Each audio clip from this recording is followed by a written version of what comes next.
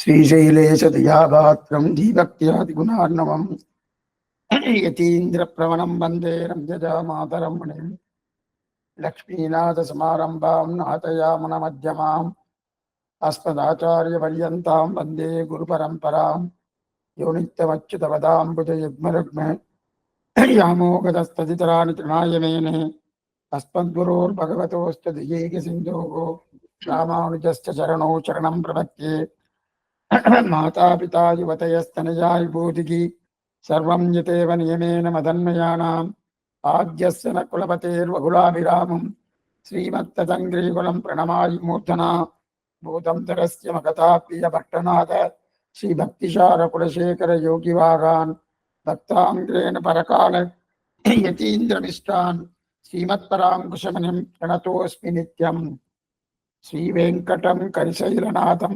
श्रीदेवराजं कडिगात्रिसिंहं कृष्णेन साकं यतिराजमीडे स्वप्नेन दृष्टान् मम देशिकेन्द्रान् यतीश्वरं प्रणवं यागं वेदान्तार्यं महागुरुं करोमि बालबोधार्थं यतीन्द्रमददीपिकाम्.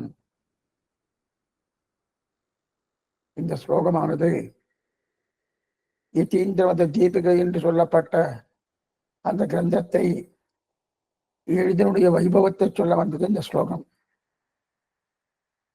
இந்த யதீந்திரமத தீபிகம் எதனால் ஏற்பட்டது, அதனுடைய காரணம் என்னன்னு முதல்ல பார்க்கலாம். சுவாமி முதலையாண்டாவுடைய திருவம்சத்தில் அவதரித்த ஆச்சாரிய புருஷர்கள் எல்லாமே கந்தாடை ஆண்டான் என்று சொல்லப்படுகிறார்கள். அவர்களுக்கு கந்தாடை ஆண்டார்னு பேர். அதிலே ஒருத்தர் தான் மகாச்சாரியர் என்று சொல்லப்படுகிற தொட்டையாச்சாரிய சோழசிம்மபுரம் தொட்டையாச்சாரிய சுவாமி இருக்கார் இல்லையா, அவருடைய பிரதான சிஷ்யர்களில் ஒருத்தர் ஸ்ரீ ஸ்ரீனிவாசாச்சாரிய சுவாமி. இவர்தான் யதீந்திரமத தீபிகை என்கிற கிரந்தத்தை நிர்மாணித்துள்ளார். இது எதற்காக பிறந்தது இது முதல்ல தெரிஞ்சுக்கணும். ஏற்கனவே சுவாமி ஸ்ரீபாஷ்யம் பண்ணியிருக்கார். இருந்தாலும் இது பிறந்த கதை என்ன? அது விபுலமான கிரந்தம். ஸ்ரீபாஷ்யம் என்பது மிகவும் பெரியது. ஆனா அவ்வளவு பெரியது இது கிடையாது. ஆனால் அதில் சொல்லப்பட்ட சில கருத்துக்கள் இதில் உள்ளது. கொஞ்சம் ஞாபகமா கேட்கணும். சொல்லப்பட்ட சில கருத்துக்கள் சொன்ன இல்லையா, எல்லாமே இதுல கிடையாது. சில கருத்துக்கள் தான் அதுல இருக்கே தவிர நாம நினைக்கிற மாதிரி ஸ்ரீபாஷ்யம் இதுவே அப்படின்னு கிடையாது. சரி, இப்ப இந்த கிரந்தம் பிறந்ததுக்கு காரணம் என்ன? முதல்ல அது அடிப்படையை தெரிஞ்சுட்டாதான் முதல்ல நன்னா இருக்கும். அதாவது தர்க்கசாஸ்திரம் என்ன, நியாயசாஸ்திரம் என்ன, மீமாம்ச சாஸ்திரம் என்ன. தர்க்கசாஸ்திரம் நல்ல விபுலமா இருக்கு. அதே போல நியாயசாஸ்திரம் நல்ல விபுலமா இருக்கு. மீமாம்ச சாஸ்திரம் அதை விட விபுலமா இருக்கு. இருந்தாலும் இத்தனை சாஸ்திரம் விபுலமா இருந்தாலும் இந்த ரெண்டு சாஸ்திரத்தின் அடிப்படையில் தான் வேதார்த்த கிரந்தங்களுடைய காலட்சேபம் பண்ண முடியும். தர்க்கசாஸ்திரம், மீமாம்ச சாஸ்திரம், அதே போல நியாயசாஸ்திரம். என்ன புரிஞ்சுக்கோ, இதனுடைய அடிப்படையில் தான் வேதாந்த காலட்சேபம் பண்ண முடியும். அப்படி இருக்கச்சே எதுக்கு பிரம்மசூத்திரத்துக்கு வியாச பகவான் எழுதின பிரம்மசூத்திரம் இருக்கணும். அந்த பிரம்மசூத்திரத்துக்கு அதற்கு அடிப்படையாக அந்த பிரம்மசூத்திரத்தை மொத்தம் பார்த்தா போறாது. தர்க்கசாஸ்திரம் என்ன, நியாயசாஸ்திரம் என்ன, மீமாம்சா சாஸ்திரம் என்ன, இதை வைத்துக் கொண்டுதான் அதுக்குண்டான அர்த்தத்தை நல்லா தெரிஞ்சுக்க முடியும். அது மட்டுமல்ல, இந்த விஷயத்தை அனைத்து மகாச்சாரனும் ஒத்துண்டிருக்கார். அது அத்வைத்தம் என்ன, விசிஷ்டாத்வைதம் என்ன, அதே போல துவைத்தம் என்ன, அத்தனை பேரும் ஒத்துண்டிருக்கா. இந்த சாஸ்திர இந்த வியாக்கியானத்துல நியாயசாஸ்திரம் என்ன, மீமாம்ச சாஸ்திரம்லாம் மிகுதியா அதுல இருந்துட்டு இருக்கும், ரொம்ப அதிகமா இருக்கும். இருந்தாலும் இதுல ஒரே ஒரு விஷயம் சொல்றேன். அது இந்த எதனுடைய அடிப்படையில இதை எடுத்து கையாளுவா. நியாயசாஸ்திரம் என்பது வேதம் இல்லை, ஆனா அந்த வேதத்தை புரிந்து கொள்வதற்கு நியாய சாஸ்திரத்தோட துணை வேணும், தர்க்க சாஸ்திரத்தோட துணை வேணும், மீமாம்சா சாஸ்திரத்தோட துணை வேணும். ஆனா இது மூன்றுமே வேதம் கிடையாது. சரி, இதை நன்னா புரிஞ்சுட்டாதான் இந்த கிரந்தம் எதனால உருவாகிட்டுன்னு தெரிஞ்சுக்கலாம். நம்ம சாஸ்திரமே எதன் அடிப்படையில் இருக்குன்னு தெரிஞ்சுக்கலாம். நல்லா பாருங்க, இதனுடைய அடிப்படையில தான் இதை வச்சுட்டு இருக்கா. இந்த வேதாந்த அர்த்தத்தை இந்த மூன்று சாஸ்திரத்தின் அடிப்படையில் சாதிப்பா. இப்ப பிரம்மம் ஜெகத் காரணம்னு வேதாந்தம் சொல்றது, அது அப்படியே ஏற்றுக்கொள்றவர் சில பேர் இருக்கலாம், அப்படியே ஏத்துருவா. ஆனா சில பேர் என்ன பண்ணுவா, அது என்னமா சுவாமி ஏத்துக்கலாம் அப்படின்னு வாதம் பண்றாலும். இப்ப நாமெல்லாம் பிரம்மம் ஜெகத் காரணம் சொன்ன உடனே அதை அப்படியே ஏத்துக்கிறோம். ஏன் சுவாமி, சுவாமி அவர் சொல்லிட்டு இருக்கார், நம்பிக்கை இருக்கு, ஏத்துக்கிறோமோ.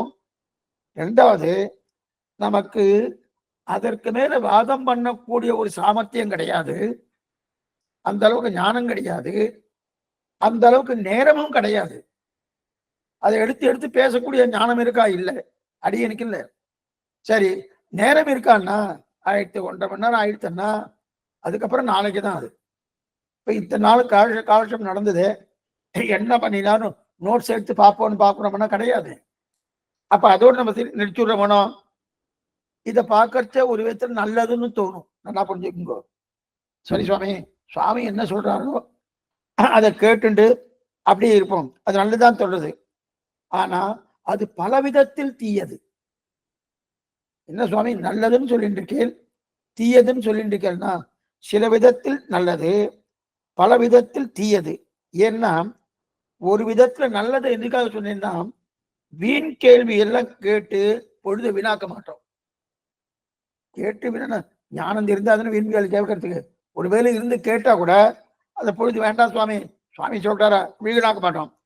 ஆனா பல விதத்தில் தீயது என்ன தெரியுமா, காலட்சேபம் முடிஞ்ச உடனே அதை பற்றி விசாரமே இருக்காது. ஆனா விசாரம் இல்லைன்னா யாராவது ஒரு குழப்பவாதி வந்தாலும் வச்சுக்கோ, அப்ப நாம குழம்பி விடுவோம். இந்த மாதிரியான நிலை அந்த காலத்துல கிடையாது. அந்த காலத்துல எப்படின்னா இந்த நிலையே கிடையாது. ஏன்னா பிரம்மம் ஜெகத்காரன் சொல்லும் போதே உடனே அதுக்கு நிறைய பேர் ஆட்சேபிப்பா. என்ன ஆட்சேபனா, நாம் கண்ணாலே பார்க்க கூடாத பிரம்மத்தை நீ ஜெகத்காரன் என்றீரே, எப்படி நம்புறது, என்னமா நம்புறது, நம்ப முடியாது. ஜெகத்துக்கெல்லாம் ஒருத்தர் காரணமா இருக்க முடியுமா? பிரியத்துக்காக சொல்றேன். படைய ஒரு மனை மேல உட்கார்ந்துட்டு இருக்கேன், இந்த மனையை பண்ணவர் தச்சர் பண்ணியிருக்கார், அதே வீடு கட்டினவர் கொளுத்துக்கார வீடு கட்டிட்டு இருக்கார். அதே போல ஒரு நகை பண்றவர் அதுக்குண்டான ஆட்களை வைத்துக் கொண்டு நகை பண்றார். ஒவ்வொரு பொருளை பண்ணும் போதும் அதற்குண்டான நபரை வைத்துக் கொண்டுதான் பண்றோம். எல்லாருமே எல்லாம் பண்றது கிடையாது. இப்ப காலட்சேபம் அடியை பண்ணிட்டு இருக்கேன் அப்படின்றது வீதியில போறவாரெல்லாம் காலட்சேபம் பண்ணுவாரா? கேட்க மாட்டேன். காலட்சேபம் கேட்கறவாள் என்ன பண்றா? எல்லாருமே கேட்கறது இல்லையே. அப்ப அதுக்குன்னு சில பேர் பண்ணிட்டு இருக்கா இல்லையா?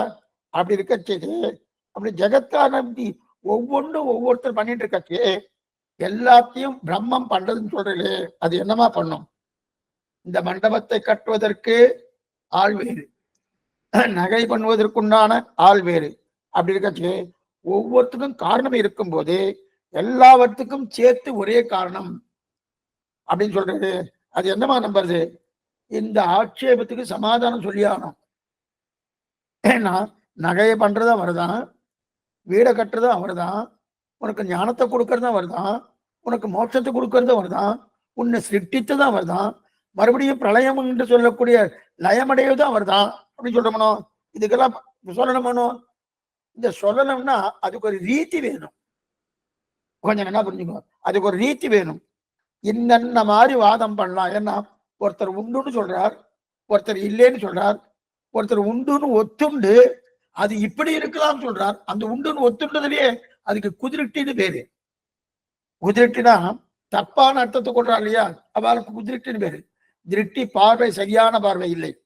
அப்படி இருக்கச்சது என்னென்ன மாதிரி வாதங்கள் வருதோனோ அந்தந்த வாதங்கள் வரச்சே அதுக்கு ஒரு ரீதி உண்டு. நாமே நீதிமன்றத்துல பேசுறோம், வக்கீல்லாம் பேசுறான், பேசச்சே அவளுக்கு ஒரு ரீதி உண்டு, அதான் ஒரு முறை உண்டு. அந்த முறைப்படிதான் பேசணும். அதற்குண்டான சட்டம் இருக்கு.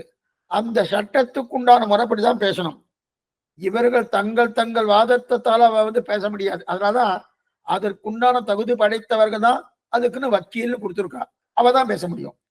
யாரும் நான் படிச்சிருக்கேன், நான் பிஇ படிச்சிருக்கேன் அப்படின்னு போய் பேச முடியும்னா பேச முடியாது. சரி, அப்படி கட்சி இந்த ஆட்சேபத்திலாம் சொல்லி ஆகணும் வேணும்.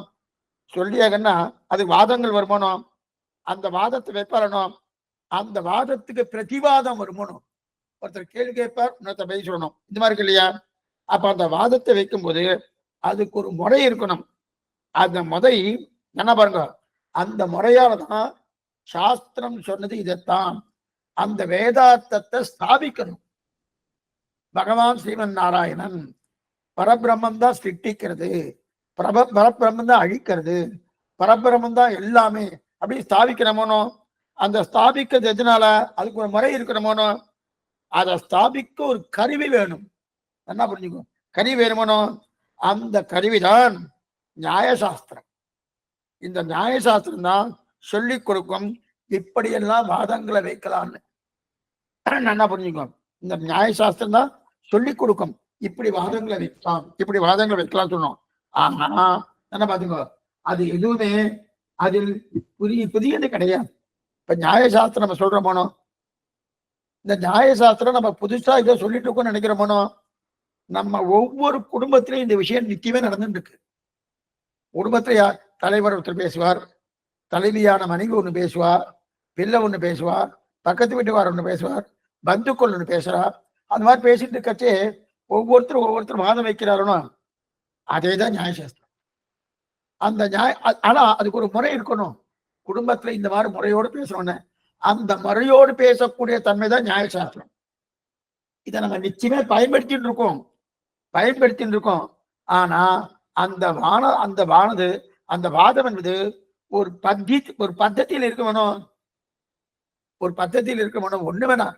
நம்ம ஆத்திலேயே குடும்பத்திலேயே இந்த மாதிரி ஒரு கல்யாணம் கட்டணும் வச்சுக்கோ. அப்ப பெண் வீட்டுக்காரர் பிள்ளை வீட்டுக்காரர் அவளுக்குள்ள பேசிப்பா.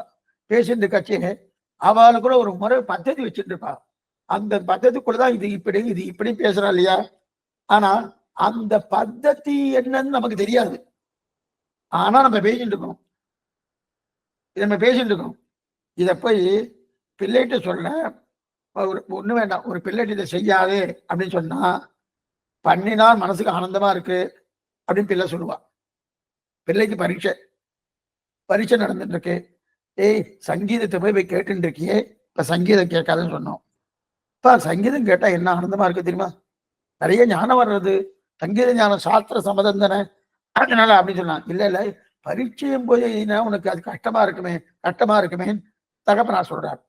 உடனே அந்த பிள்ளை என்ன கேட்கறான், இப்ப சங்கீதம் படிக்க வேண்டாம்னு சொல்றேடா அப்படின்னு கேட்பா. நான் படிக்க வேண்டாம்னு சொல்லலப்பா அப்படின்னு ஒரு வாதத்தை வைக்கிறோமோனோ, அதுதான் நியாயசாஸ்திரம்.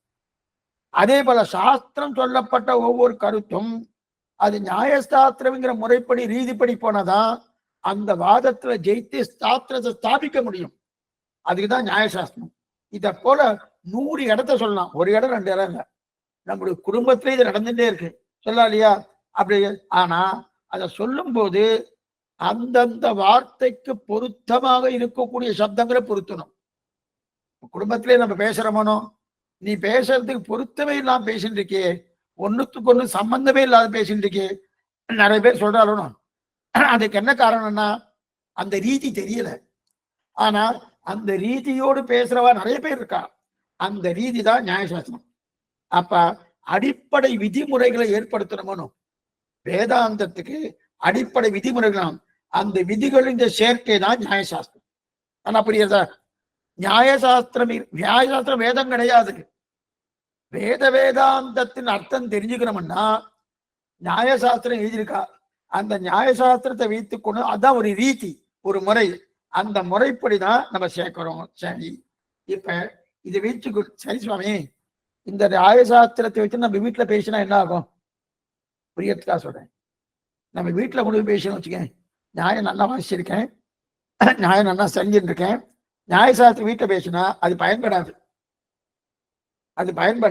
ஏன் பயன்படாதுன்னா, வீட்டுல நியாயம் பேச போனோம்னா அநேகமா சண்டை தான் விடுக்கும். ஏன் சண்டை வெடிக்குன்னா நியாய வித்வான் சில பேர் எழுதிக்கிறா பாருங்க, உபன்யாசகருடைய நியாய சிரோன்மணி அப்படின்னு எழுதிக்கிறான். நியாய சிரோன்மணி நியாய வித்வான் அப்படின்னு எழுதுறா இல்லையா? காத்மங்கார் சுவாமி நியாய வித்யான்னு எழுதுவா, வேலுக்குடி வரதாச்சார சுவாமி நியாய வித்யான்னு எழுதுவா. இவெல்லாம் நியாயசாஸ்திரம் படிச்சிருக்காரு. அப்ப நியாயசாஸ்திரம் படிச்சுட்டு நேரா வாத்திர போய் மனைவிட்ட பேசினா எதுக்கெடுத்தாலும் இடக்கம் எடுக்கா பேசுவார். அது என்னமான ஆட்சேபம் பண்ணிட்டே இருப்பாரு. அப்ப அநேகமா சண்டை தான் வெடிக்கும். ஆனா அந்த நியாயசாஸ்திரத்துல குடும்பத்துல புகுத்தக்கூடாது. நல்லா பாருங்க, குடும்பத்துல புகுத்தினா அநேகமா சந்தேகம் தான் வரும். ஏன் சொல்றேன்னா மனைவிக்கு தான் அந்த கஷ்டம் தெரியும். இவர் என்ன எதுக்கு எடுத்தாலும் இந்த சாஸ்திரத்தை படிச்சுன்னு வந்துட்டார். சாஸ்திரத்தை படிச்சுட்டு இது என்னமா என்னமான்னு கேட்பார் இல்லையா? மேலும் அவர் மேல வெறுப்பு வர்றதை காட்டிலும் நியாயசாஸ்திர மேல வெறுப்பு வந்துடும்.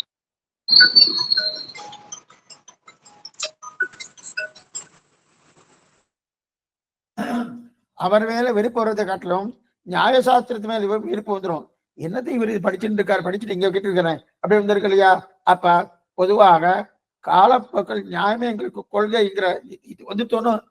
இந்த மாதிரி இருக்க செய்து இந்த நியாயசாஸ்திரமே ஒரு கொள்கைன்னு ஒரு மதம் எடுத்து கொடுத்து அடிப்படையில இருந்து சொல்லிட்டு வரேன். நியாயசாஸ்திரமே கொள்கைன்னு ஒரு சாரார் எடுத்துட்டா, ஒரு சாரார் எடுத்துட்டா அப்ப அவளுக்கு தான் நையாயிகர்கள், அதாவது தார்க்கிகர்கள் அப்படின்னு பேர். நையாயிகர்கள் தார்க்கிகர்கள் பேரு. அப்படின்னு என்ன அர்த்தம்? நியாயசாஸ்திரத்தை வைத்துக் கொண்டு அவ வேதாந்தத்தின் அர்த்தத்தை தெரிவிக்கிறார். ஆனா நியாயசாஸ்திரம் வேதாந்தம் கிடையாது. ஆனா அந்த நியாயசாஸ்திரத்தை வைத்துக் கொண்டுதான் வேதாந்தத்தின் அர்த்தத்தை நம்ம ஸ்தாபிக்க முடியும். அதனை நல்லா பொருந்துமுறை பண்ணப்படக்கூடியது நியாயசாஸ்திரம் தான். அதே போல இன்னொருத்தர் இருக்கார், மீமாம்சகன் ஒருத்தர். இதெல்லாம் இதை முன்னாடியே சொல்லியிருக்கணும், இதுதான் இப்ப சொல்லிடுறேன். மீமாம்சகன் ஒருத்தர்.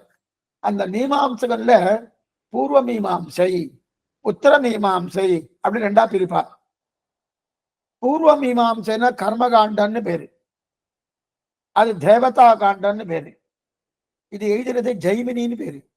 ஜெய்மினி 12 காண்டமாக பூர்வ மீமாம்சை எழுதியிருக்கார். மேலும் 4 அத்தியாயம் எழுதியிருக்காரு. மொத்தம் 16 அத்தியாயம். 16 அத்தியாயங்கள் என்னது? பூர்வ மீமாம்சா. அந்த பூர்வ மீமாம்சா அதனால்தான் வேத வாக்கியம் ஒவ்வொன்று அர்த்தம் சொல்லி அந்தந்த வேத வாக்கியத்துக்கு இது அர்த்தவாத பரமா, இது பிரசம்சா பரமா, இது சத்தியமா என்று சொல்லணும். அப்ப மீமாம்சா வைத்து குழந்தைலாம் சொல்ல வேண்டியது. எந்த மந்திர ரூபத்துல போயிட்டு கிரியை இருக்கு இல்லையா, எந்த கர்த்தா என்று கர்மத்தை செய்யணும் இல்லையா, இதெல்லாம் வேதத்தை பிரித்து கொடுக்கணும் இல்லையா, அந்த பദ്ധதியெல்லாம் சொல்றது மீமாம்சா சாஸ்திரம். கர்மா இப்படி பண்ணணும், எது எப்படி எப்படி பிரிக்கணும், இது வேதம் வேறுன்ட்டு அதிகப்படியா சொல்றதா இல்ல வேதம் இது சத்தியமா சொல்றதா, இதெல்லாம் மீமாம்சவுடைய வார்த்தையை வைத்துக் கொண்டுதான் நிரூபிக்க முடியும். இதெல்லாம் இந்த கர்மத்தை எப்படி செய்யணும், இதெல்லாம் வேதத்தை பிரித்து கொடுக்கும் இல்லையா, இந்த பദ്ധதி எல்லாம் சொல்றது மீமாம்ச சாஸ்திரம். இதை தவிர 3வது சாஸ்திரம் ஒண்ணு இருக்கு.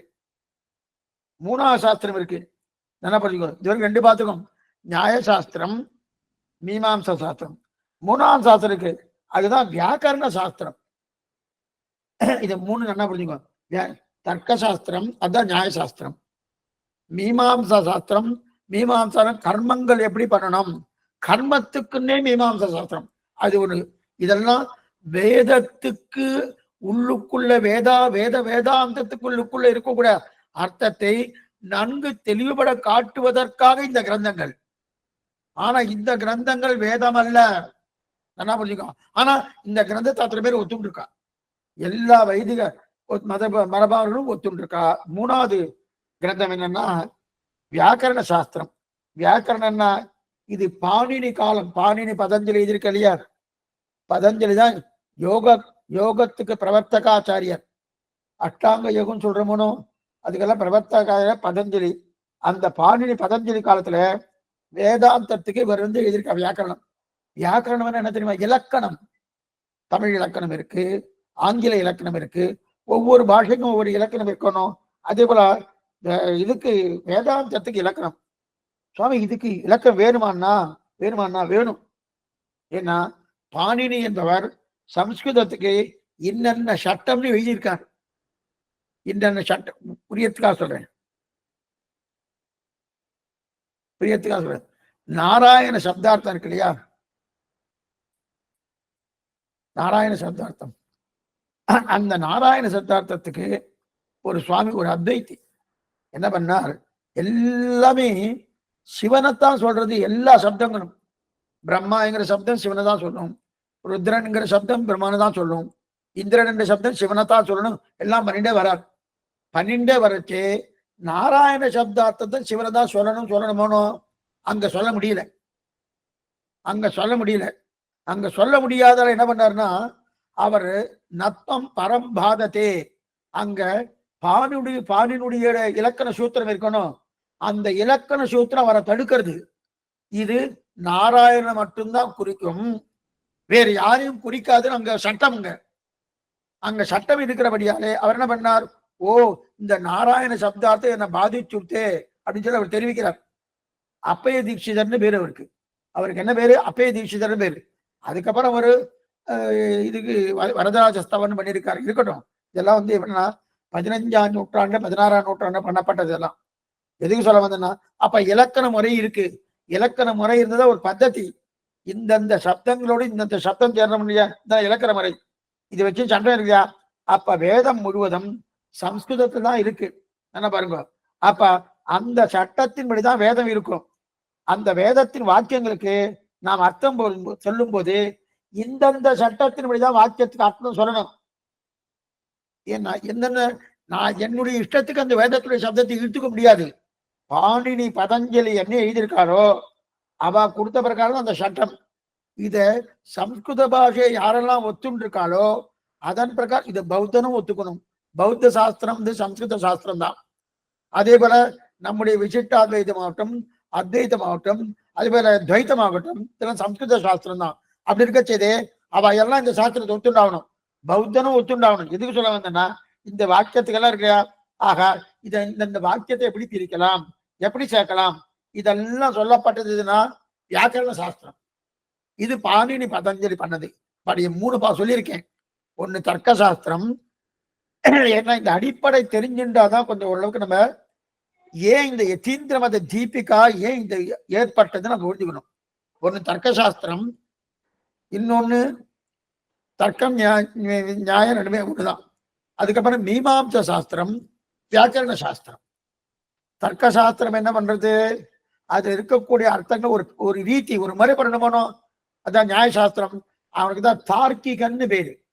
அந்த தார்க்கிகன் தான் நியாயசாஸ்திரத்தை கொடுக்குறாரு. கொடுக்கறச்சே அவருக்கு நையாயிக்கர்கள்னு பேரு. எல்லாத்தையும் சொல்லிட்டு இருக்கேன். நையாயிக்கர்கள்னு பேரு. அவர் தான் என்ன பண்றார், இந்த ரீதியில தான் வாதம் பண்ணணும் அப்படின்னு வச்சிருக்காரு. அது ஒரு முதல் நிலை. ரெண்டாவது மீமாம்சகன், சாஸ்திரத்தில் சொல்லப்பட்ட கர்மாக்களை எப்படி எப்படி பண்ணணும், எந்த நிலையில பண்ணணும், இதெல்லாம் சொல்லப்பட்டது மீமாம்சகன். அதான் மீமாம்சா, பூர்வ மீமாம்சா, உத்தர மீமாம்சா 2 இருக்கு. அதையும் பார்த்தோம். அடுத்தபடியாக வியாக்கரணம், இலக்கண ரீதி. இந்த விலக்கணத்துல சொல்லப்பட்ட விஷயங்கள் எல்லாத்தையுமே இந்தந்த ரீதியின்படிதான் அந்த சாஸ்திரத்துடைய வேத வாக்கியத்துடைய அர்த்தத்தை நம்ம சொல்லணும் அப்படின்னு சொல்லப்பட்டது 3 இருக்கு. இந்த 3 வைத்துக் கொண்டுதான் வேதார்த்தத்தை ஸ்தாபிக்க முடியும். அப்ப நியாயசாஸ்திரம் என்ன,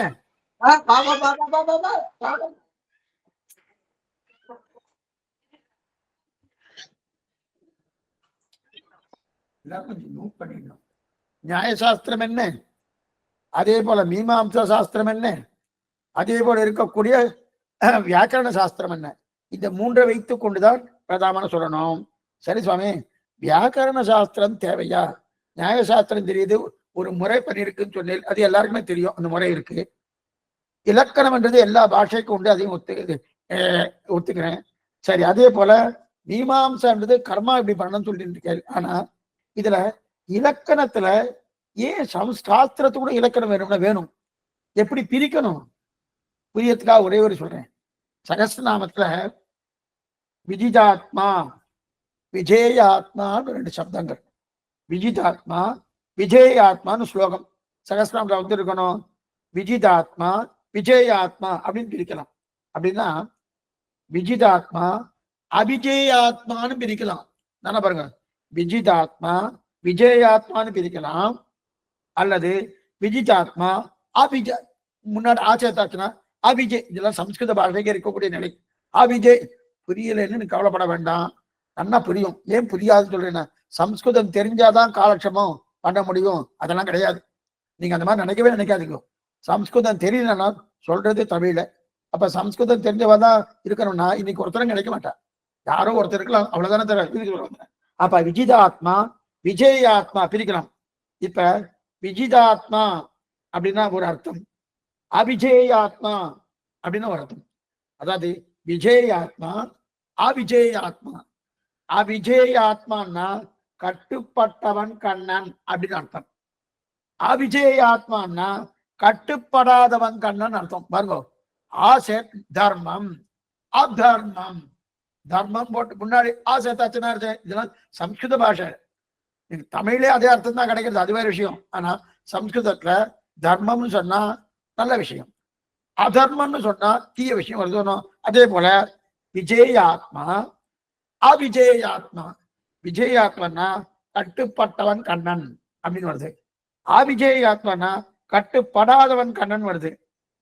அது என்னமா சுவாமி, ஆழ்வார் பாத்திரத்தை பார்க்கச்சே கட்டுப்பட்டவன் அர்த்தம், அதே சாஸ்திரத்தை பார்க்கும்போது கட்டுப்படாதவன் அர்த்தம். அப்பனா தமிழ் திராவிட பாஷைக்குண்டான ஆழ்வாருடைய பாசனங்களை பார்க்கச்சே பத்துடை அடியவர் கிளியவன் பிறர்களுக்கு அறியத்தவன் மலர் மகள் விரும்பம் நம் மருந்தரலடின்னு கட்டுப்பட்டவன் அர்த்தம். யசோதை கட்டுப்பட்டானோ அப்ப கட்டுப்பட்டவன் அர்த்தம். அதே வேதாந்த வாக்கியங்களா இருக்கக்கூடிய சாஸ்திரத்தை பார்க்கச்சே இல்ல சுவாமி, யாருக்கும் கட்டப்பட மாட்டான். நத்தஸ்யமஸ்ய அப்பியதிகஸ்ய திஷ்யதே, அவனுக்கு சமமானவோ மேம்பட்டவனோ கிடையாது, கட்டுப்படாதுன்னு தெரியுது இல்லையா? இது ரெண்டு இருக்கு. இதுல இந்த நட பாருங்க, இந்த வாக்கியத்துக்கு ஆதிசங்கருடைய வியாக்கியானம் உண்டு, பராசர பட்டருடைய வியாக்கியானம் உண்டு. இதுக்கு பகவத்குண தர்ப்பணம்னு பேரு விஷ்ணு சகஸ்நாமத்துக்கு. ஆதிசங்கர் பகவத் பாதர் இதுக்கு வியாக்கியானம் பண்ணியிருக்கார். அதே போல பராசர பட்டர் இதுக்கு வியாக்கியானம் பண்ணியிருக்கார்.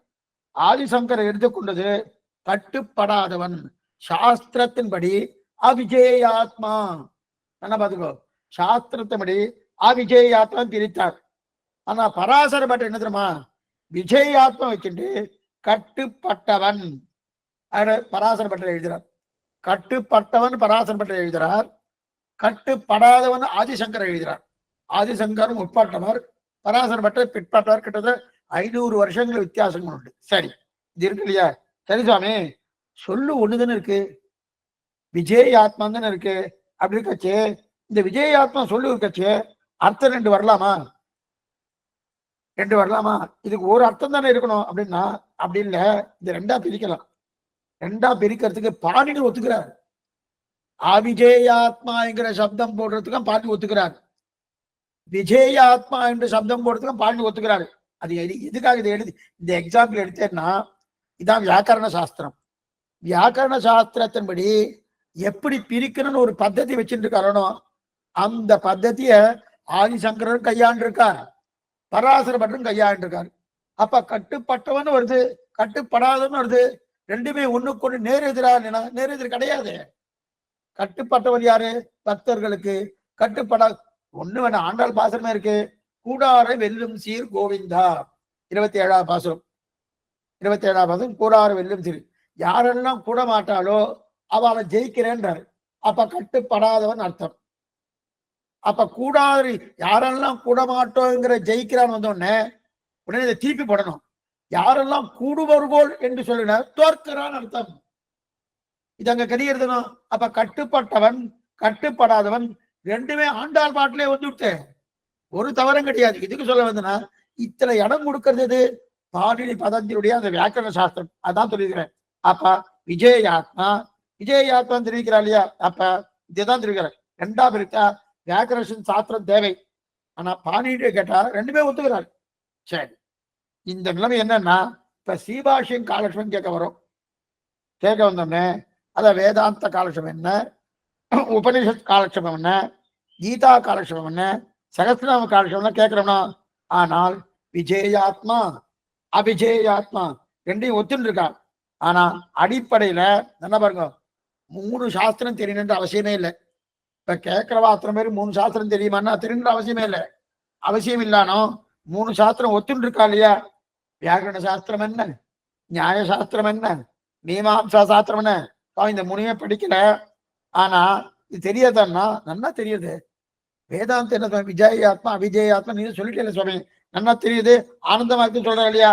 ஆனா இந்த வேதாந்தத்தின் பெருமையே என்ன தெரியுமா இருக்கும், யாருக்கெல்லாம் இது சொல்ல தெரியாம சொல்ற வராலோ அவருக்கும் புரிய வைக்கும், தெரிஞ்சவாருக்கும் புரிய வைக்கும். சாஸ்திரத்தில் சொல்லப்பட்ட பெரிய விஷயம் என்னன்னா, சாஸ்திரமே சாசனாது சாஸ்திரம் ஒண்ணு. அது மட்டும் இல்ல, யாருக்கெல்லாம் சுவாமி எனக்கு ஒண்ணுமே தெரியலையே அவளுக்கும் புரிய வைக்கும். நன்னா தெரிஞ்சுட்டு இருக்காளே அவளுக்கு மேலும் தெரியுமா அவளுக்கும் புரிய வைக்கலாம். இதுதான் சாஸ்திரத்துக்கு. யாருக்குதான் யாருக்கு வேணா சொல்லணும், அவரோட எதிர்பார்ப்பை வைத்துக் கொண்டு சொல்லும். இவளுக்கு ஒண்ணும் தெரியலையா அவளை புரிய வைக்கும், இவன் நன்னா தெரிஞ்சுட்டாளா மேலும் புரிய வைக்கும். அப்ப சரி சுவாமி, எனக்கெல்லாம் ஒண்ணும் கிடையாது சுவாமி, ஞானமே இல்லை, மந்தமதியா இருந்திருக்கும், புரிய வைக்குமான்னா புரிய வைக்கும், நன்னா புரியும். ரொம்ப விசாரம் ஏன்னா இதெல்லாம் நல்லா புரியும். ஆக மீமாம்சை என்ன, நியாயசாஸ்திரம் என்ன, இது பேசணும்னு அவசியம் வேணும். மீமாம்சை வேணும், வேதாந்தங்கள் சொல்லப்பட்ட கர்மா மற்றும் உண்டான் பண்றதுக்கு. நியாயசாஸ்திரம் எதுக்காக சொல்லப்பட்டது, நியாயசாஸ்திரம் எந்த ரீதியோடு தர்க்கவாதம் பண்ணணும். அதாவது நம்ம ஒருத்தருக்கு பிரம்மன் தான் முழுமுதற் கடவுள் சொல்லிச்சு இல்லைன்னு ஆட்சேபிக்கிறா இல்லையா, இந்த ரீதியோடு நம்ம என்ன பண்ணணும், அந்த வாதம் பண்ணணும். அதுக்கு நியாயசாஸ்திரம் வேணும். அதுக்கப்புறம் வியாக்கரண சாஸ்திரம் என்பது இலக்கண ரீதியா எந்தெந்த சப்தத்தை இதோடு சேர்க்கணும், எப்படி பிரிக்கணும் சொல்றது. சரி சரி சுவாமி, இப்ப இதெல்லாம் சொல்லிட்டு என்ன சுவாமி, இப்ப நாளைக்கு நான் திருவாராதனை பண்ணணும், பெருமாளுக்கு காலக்ஷேபம் கேட்கணும், இது யதீந்திரமதி தீபிகா, இதெல்லாம் தெரிஞ்சுட்டாதான் சுவாமி கேட்க முடியுமானா அப்படிலாம் ஒண்ணு இல்லை. இப்ப ஏன் சுவாமி சொன்னேன்னா, ஏன் அவர் பண்ணினான்றதுக்காக காரணம் சொல்லிட்டு இருக்க, இன்னும் காரணத்தை முடிக்கல. இதெல்லாம் தெரிஞ்சுட்டதான் கேட்க முடியுமா. இப்ப நாளைக்கு ஒண்ணு வேண்டாம், பெருமாள் திருவாராதனை பண்ணுவீங்கன்னா சுவாமி புஷ்பத்தை கொண்டு வா, சந்தனத்தை கொண்டு வா, புஷ்பத்தை சாத்திரம் பூசும் சாந்தன் நெஞ்சமே புனையம் கண்ணி எனதுடைய மாசனம் செய் மாலையே அப்படின்னு சாத்த போறேன். திருப்பாவை சொல்லியே திருவாராதனை பண்ணிடலாம். அப்ப இங்க நியாயசாஸ்திரமும் மீமாம்சா சாஸ்திரமும் அதே போல இருக்கக்கூடிய தர்க்க சாஸ்திரமும் இதெல்லாம் வேண்டாமா சுவாமின்னா வேணும். ஆனா யாருக்கு அது நல்லா தெரிஞ்சுட்டு வளர்க்கணும். அது இல்லாம இதெல்லாம் ஒன்றும் பண்ண போறது இல்லை. ஆனா இது வேதாந்தம் மட்டுமே வேணும் வச்சுனாச்சுன்னா இந்த இடத்துல பாருங்க, வேதாந்தம் மட்டும் வேணும்னு வச்சா அவளுக்கும் உண்டு. ஆனா சாமானிய சாஸ்திரம் படிக்க போனா என்ன சொல்லும், சாமானிய சாஸ்திரம் என்னது, பத்திரம் புஷ்பம் பழம் தோயம், கண்ணன் கீதையில சொன்ன மாதிரி தண்ணீரை கொண்டு வா, எதை கொண்டா நான் எடுத்துக்கிறேன், நீ பத்திரத்தை கொடு, புஷ்பத்தை கொடு, பத்திரம்னா இலை, புஷ்பத்தை கொடு, தோயம் என்று சொல்லக்கூடிய பழம் என்று சொல்லக்கூடிய பழத்தை கொடு, தோயம் என்று சொல்லக்கூடிய தண்ணீர் கொடு, எதை கொடுத்தாலும் எதுக்கு சொல்லிடணும். ஆனா இதே வேதாந்த வாக்கியத்தோடு நம்ம திருவாராதனை பண்ணோம்னா 16 அவயவத்தோடு இருக்கக்கூடிய பகவானை தியானம் பண்ணு சொல்லும். தெரியுமா, ஒண்ணுமே தெரியாது, பண்ண சொல்லி இருக்கு இது. ஆனா இந்த ரெண்டுமே உண்டு. ஆனா இந்த ரெண்டு நிலையில ஒரு சாரார் இதை பிடிச்சுட்டா, இன்னொரு சாரார் அதை பிடிச்சுட்டா. நல்லா பிடிச்சுங்கோ, ஒரு சாரார் சாமானிய சாஸ்திரத்தை பிடிச்சுட்டா, ஒரு சாரார் விசேஷ சாஸ்திரத்தை பிடிச்சுட்டா. இப்ப புரியத்துக்கிறேன், ஒரு பெரிய அதை பிடிச்சிட்டு ஒரு கட்சியை உருவாகுது. ஏன்னா எதையுமே பண்ண வேண்டாம்னு ஒரு கோட்டு ஒண்ணு இருக்கு. சாமி ஒண்ணும் பண்ண வேண்டாம், புகழுண்டு இல்ல அடியேன் உன் அடிக்கீழ வந்து புகுந்தேன்னு நம்ம சொல்லிட்டு போனோம், அது ஒரு கோட்டி இருக்கு. இதெல்லாம் பண்ணித்தாகணும், பண்ணலைன்னா பாவம் அப்படின்னு சொல்லக்கூடிய கோட்டி இருக்கு. ஆனா இதை ஒழுங்கா அலசி பார்க்கணும். எதன் மூலமா பார்க்கணும், நம்முடைய விருப்பப்படி பண்ண முடியாது, சாஸ்திரம் என்ன சொல்லியிருக்கும் பார்க்கணுமோ. அதுக்குதான் நியாயசாஸ்திரம் என்ன, மீமாம்சா சாஸ்திரம் என்ன, அதே போல கூட வியாக்கரணம், இது 3 வேணும். சரி, இப்ப 2 விதமா சொல்லிட்டு, ஒருத்தர் பண்ணணும்னு சொல்றார், ஒருத்தர் பண்ண வேண்டாம் சொல்றார். இன்னும் சில பேர் என்ன சொல்லுவா, ஒண்ணு வேண்டாம் சுவாமி, அன்னம் பகுகுரு வீத, அன்னதானம் பண்ணாலே போரும் சுவாமி, எல்லாத்துக்கும் அதுதான் சமம் அப்படின்னு சொல்லுவாளா. இப்ப எத்தனை கட்சி வந்திருக்கு பாருங்க. நாம ஏதோ அரசியல்ல கட்சிகள் பாக்குறோமோ, இதே போல வைதிகன்னா இந்த மதத்திலேயே இருக்கு. இந்த மாதிரி இந்த மதங்கள் இதை சொல்லும், அந்த அதனாலதான் இந்த இதெல்லாம் இந்த பெண் கொடுத்து பெண் வாங்குறா பாருங்க, அவளுக்குள்ள இந்த மாதிரி ஒரு நெருடெல்லாம் வந்துடும். அநேகமா ஏன் ஒரே மதத்துக்குள்ளேயே சில நெருடல்கள் வரலாம். அவன் மதத்தை மாறி கல்யாணம் பண்ணிட்டானா அநேகமா அங்க இவா சொல்றது அவ ஒத்துக்க மாட்டா, அவ சொல்றது இவ ஒத்துக்க மாட்டா. இதெல்லாம் எங்க இருக்கு? எல்லாமே சாஸ்திரம் தான். எல்லாமே சாஸ்திரத்தின் அடிப்படையில தான் இருக்கே தவிர மார்க்கத்துக்கு என்ன காரணம்னா சாமானிய சாஸ்திரம், விசேஷ சாஸ்திரம், அது இல்லாம சுமாரான சாஸ்திரம், இந்த நடுத்தரவா இருக்கிற இதெல்லாம் வச்சுக்கிறா இல்லையா, இது இருக்கு இல்லையா? அப்ப ஒவ்வொரு கட்சி உட்கார்ந்து ஒவ்வொன்றும் வித்வான்கள் வியாக்கரணப்படி இது தப்புன்னுவா. இப்ப இவா ஒண்ணு ஒரு சாஸ்திரம் சொல்றானோ வித்வான் பாப்பா இந்த வியாக்கரணத்தை படி இது தப்புன்னு சொல்லுவா. அது இன்னொரு வித்வான் சொல்வார் நியாய சாஸ்திரத்தையும் இது தப்புன்னு சொல்லுவார். இன்னொரு வித்வான சொல்வார் மீமாம்ச சாஸ்திரத்தையும் இது தப்புன்னு சொல்லுவார். சுவாமி இவ்வளவு குழப்பம் இருக்கு சுவாமி, எப்படி நாங்க தெரிஞ்சுக்கிறது? சரியான இடத்துக்கு தான் வந்திருக்கோம், சரியான இடத்துக்கு தான் வந்திருக்காரு சொல்றேன். அப்ப தம்பி சொல்ற இல்லையா, அப்ப 3 பேரும் ஒரு விஷயம் சொல்றணும். ஒரே விஷயத்த இவர் ஒரு தப்பு சொல்றார் நியாயசாஸ்திரக்காரர், மீமாம்சா சாஸ்திரம் ஒரு தப்பு சொல்றாரு, வியாக்கரண சாஸ்திரக்காரர் ஒரு தப்பு சொல்றாரு. அப்ப என்னன்னா அப்ப கிட்டத்தட்ட 4-5 கட்சி வந்துட்டு வச்சுக்கேன். இந்த 4-5 கட்சி வந்துட்டால ஒவ்வொரு கட்சிக்கும் எல்லாத்துக்கும் பொதுவான ஒரு சப்தம் வேணுமோனும், எல்லாரும் ஒத்துக்கொள்றபடி ஒண்ணு இருந்தாதான் எல்லாரும் ஒத்துப்பா. புரியத்துக்கா சொல்றேன், புரியத்துக்கா ஒரே விஷயம் சொல்றேன். ஏன்னா எந்த விஷயம் வந்தாலும் 4 கட்சி வந்தா கூட எல்லாரும் பரபிரம்மமான ஸ்ரீமன் நாராயணன் ஒத்துக்கிறாளோ ஒத்துக்கிறா சுவாமி. அதுக்கப்புறம் உள்ளுக்குள்ள நிறைய இருக்கு, அது வேற விஷயம். முதல்ல பண்றது ஒரு கல்யாணம்னாலே மாங்கல்யம் ஒத்துக்கிறாளோ அந்த கல்யாணம் பத்ததி மாறலாம். விவாகத்துடைய பத்ததி முன்னாடி எது பின்னாடி எது, இது முன்னாடி அது முன்னாடி அது மாறலாம். ஆனா மாங்கல்யம் பொதுவா இருக்கணும். அதே போல இந்த பொதுவா ஒண்ணு இருக்கணும். எல்லா வேதாந்தத்துக்கும் எது சரியான கருத்து, 4 பேரும் ஒத்துக்கொள்கிற சாஸ்திரம் வேணும் இல்லையா, அதை வச்சுட்டு தான் பதில் சொல்லணும். ஒருத்தனா பார்த்துக்கோ, 4 பேரும் ஒத்துக்கணும். மீமாம்சக்காரனும் ஒத்துக்கணும், நியாயசாஸ்திரக்காரனும் ஒத்துக்கணும், அதே போல இருக்கக்கூடிய இவரும் ஒத்துக்கணும். 3 பேரும் ஒத்துக்கணும். ஒத்துக்கணும்னா புரியத்துக்கா ஒரே எக்ஸாம்பிள் சொல்றேன். இப்ப சிலதுலாம் அறிவியல்வாதிகள் சிலது ஒத்துப்பா, வைதிகர்கள் சில ஒத்துக்க மாட்டார். இப்ப தண்ணீர்ல 2 அணு சேர்ந்து இருக்கு, 1 அணு சேர்ந்து இருக்கு அப்படின்னு சொல்லுவா. வாயுல 2 அணு சேர்ந்து இருக்கு, 1 அணு சேர்ந்து இருக்கு அப்படின்னு சொல்லுவா. அது ஒத்துக்கிறா, நாம ஒத்துக்கிறோம். ஆனா அந்த தண்ணீருக்கு ரசம் உண்டுன்னு சாஸ்திரம் சொல்லும். தண்ணீருக்கு ரசம் உண்டுன்னு சாஸ்திரம் சொல்லும். ஆனா அந்த தண்ணீருக்கு 2 அணு இருக்கு நான் ஒத்துக்கிறேன், ரசம் உண்டு ஒத்துக்க மாட்டேன்னு அரசு யாரு? விஞ்ஞானிகள். விஞ்ஞானிகள் அதை ஒத்துக்க மாட்டா. தண்ணீருக்கு ரசம் இருக்கு, ஒண்ணு வேண்டாம், நம்ம தாமிரபரணி தீர்த்தம் இருக்கணும், ஆச்சரியமான தீர்த்தம்.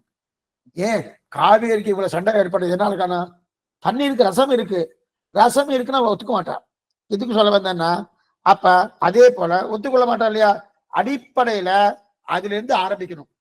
நம்ம அடிப்படையில் ஆரம்பினா அதே இதை போல அடிப்படையை சொல்றதுக்கு சாமானிய சாஸ்திரம் சொல்லுவா. எது அடிப்படையோ அது சாமானிய சாஸ்திரம். அப்ப அதன் பிறகுதான் வேதாந்தத்துக்கு வரணும்.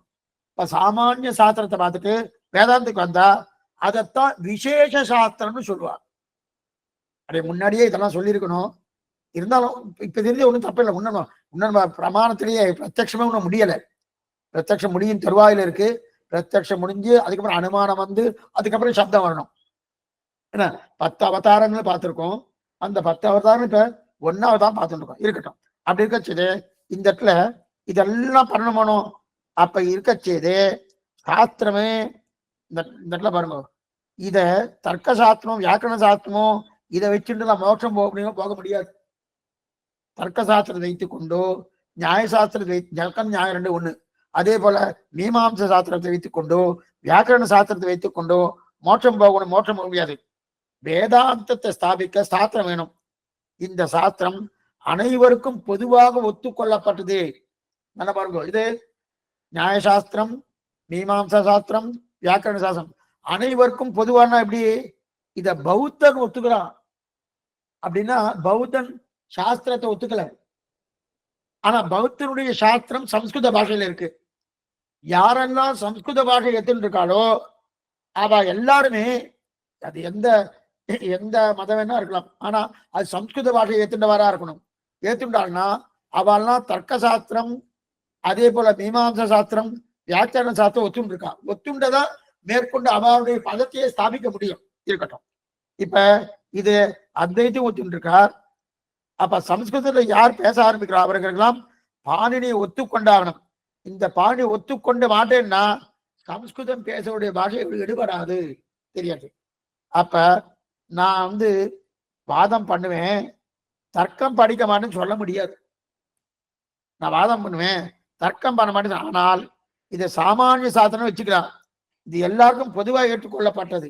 அப்ப தர்க்க சாஸ்திரமோ அதே போல மீமாம்ச சாஸ்திரமோ வியாக்கரண சாஸ்திரமோ எல்லாருக்கும் பொதுவாக ஏற்றுக்கொள்ளப்பட்டது.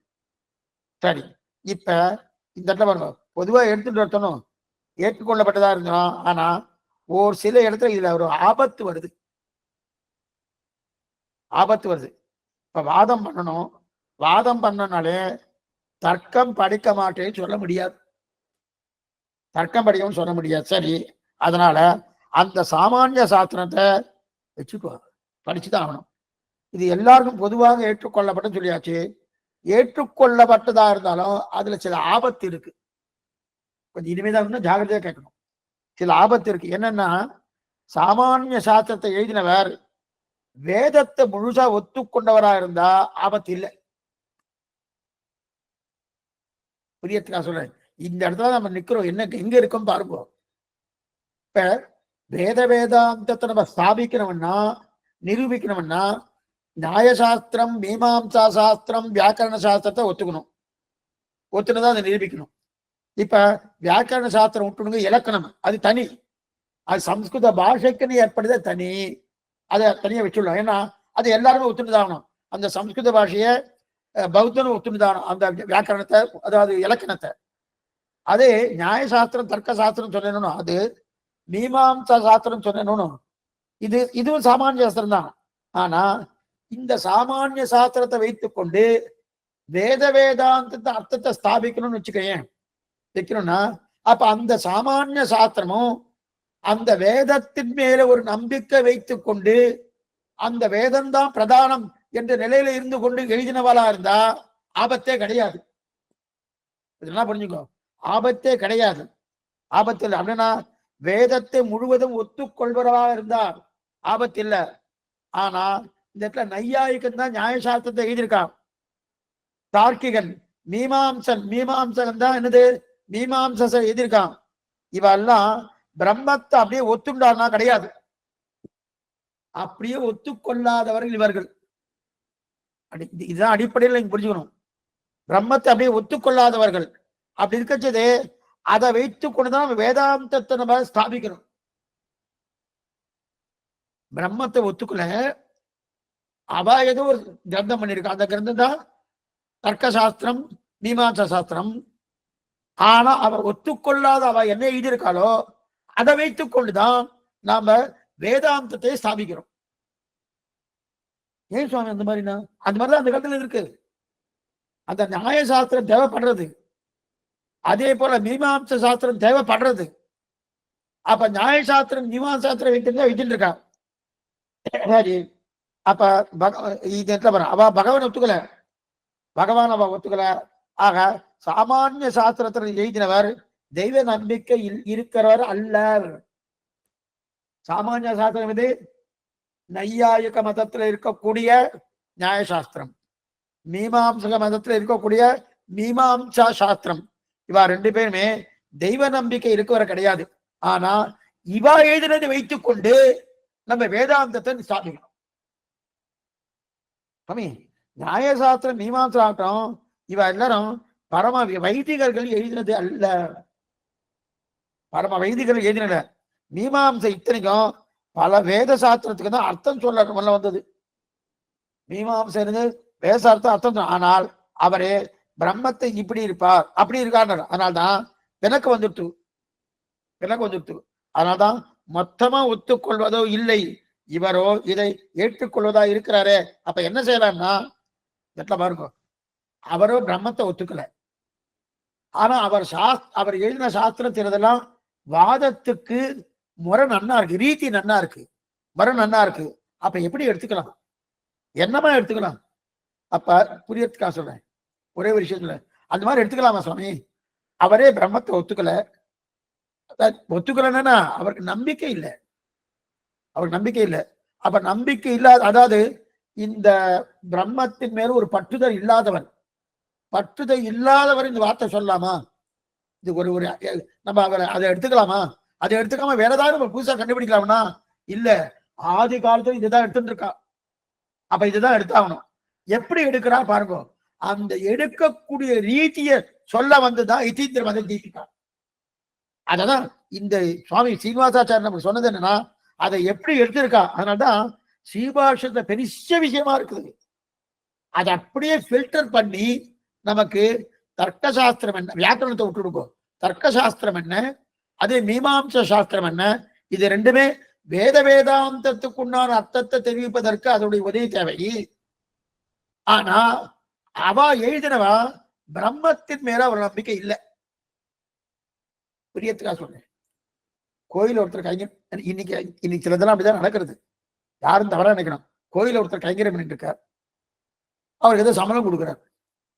அவர் என்ன பண்ணார், அவருக்கு அந்த யாரோ ஒரு கோயில் ஆதி கேசவ பெருமாள் சொல்லுவோம், அந்த கேசவ பெருமாள் கைங்கரம் பண்ணிட்டு இருக்கார்.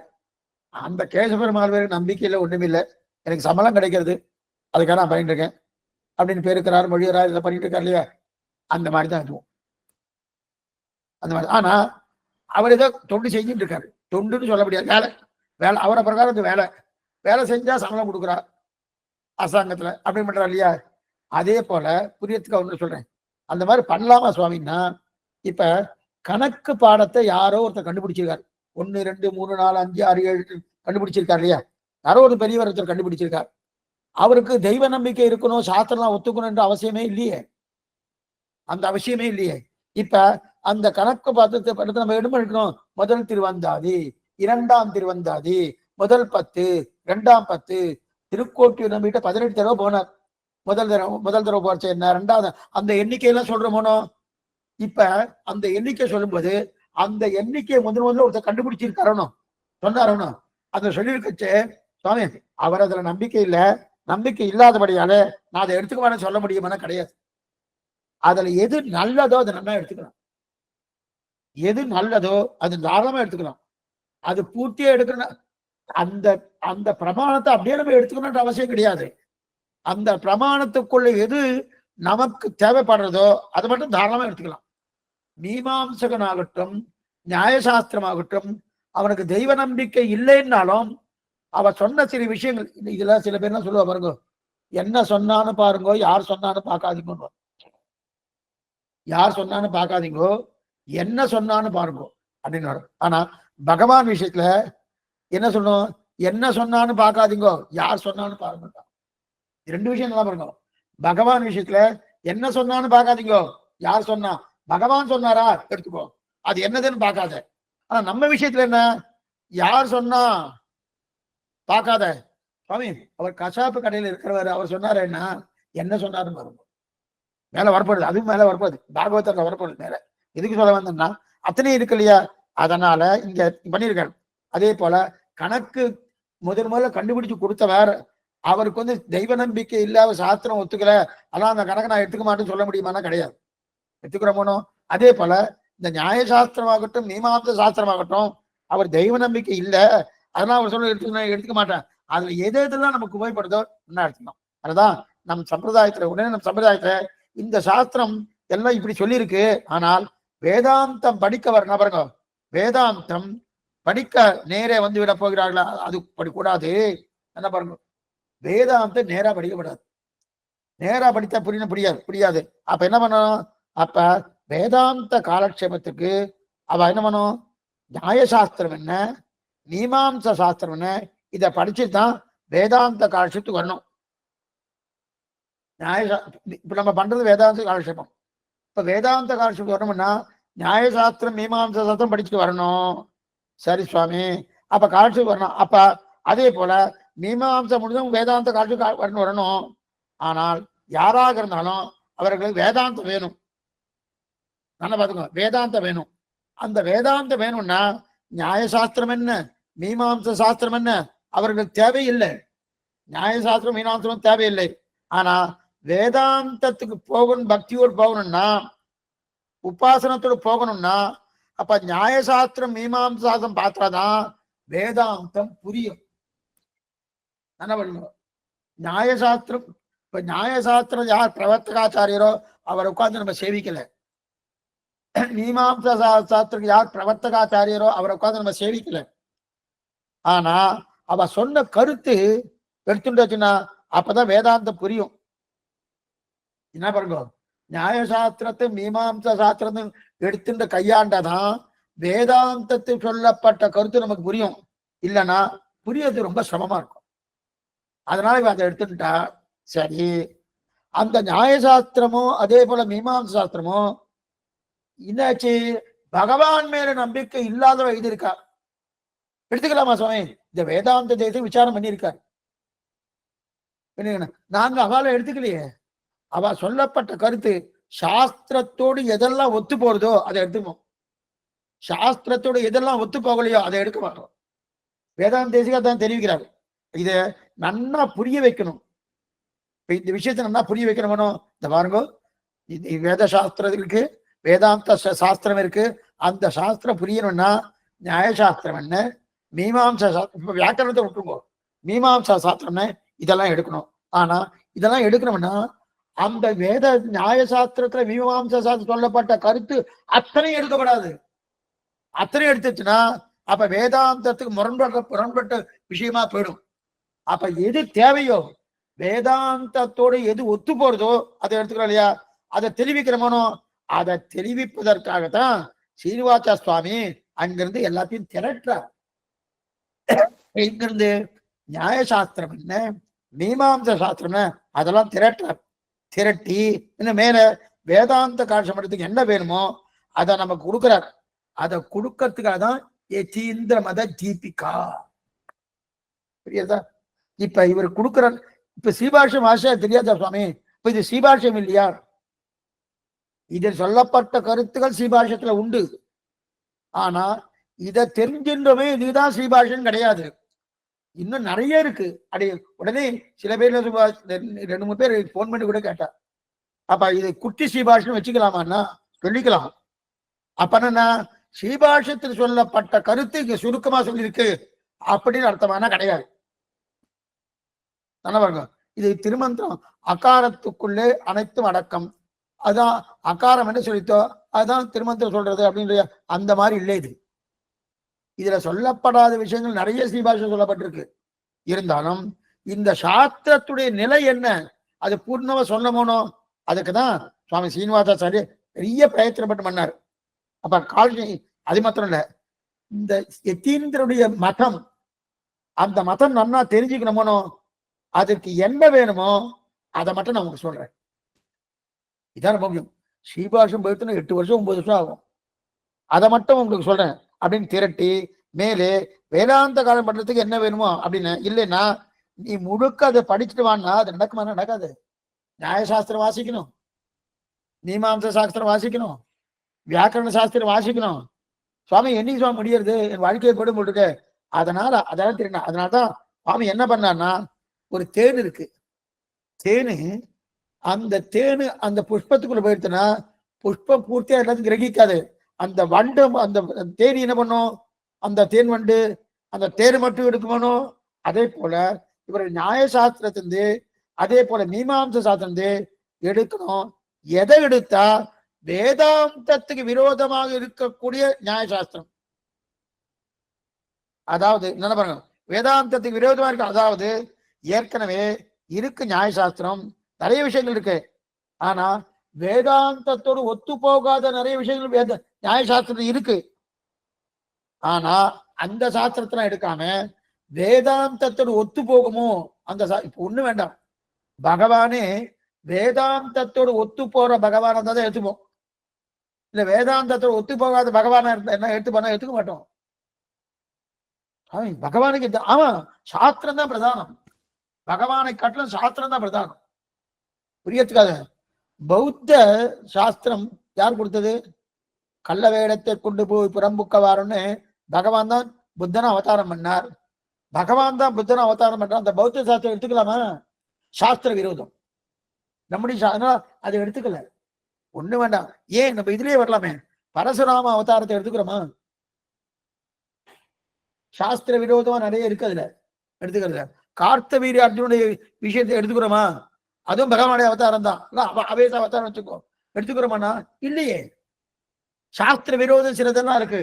சாஸ்திர விரோதமா இருக்கக்கூடிய எதில் பகவானே அவதாரம் பண்ணியிருந்தாலும், பகவானே சொல்லியிருந்தாலும் அந்த வார்த்தையை எடுக்க மாட்டோம்.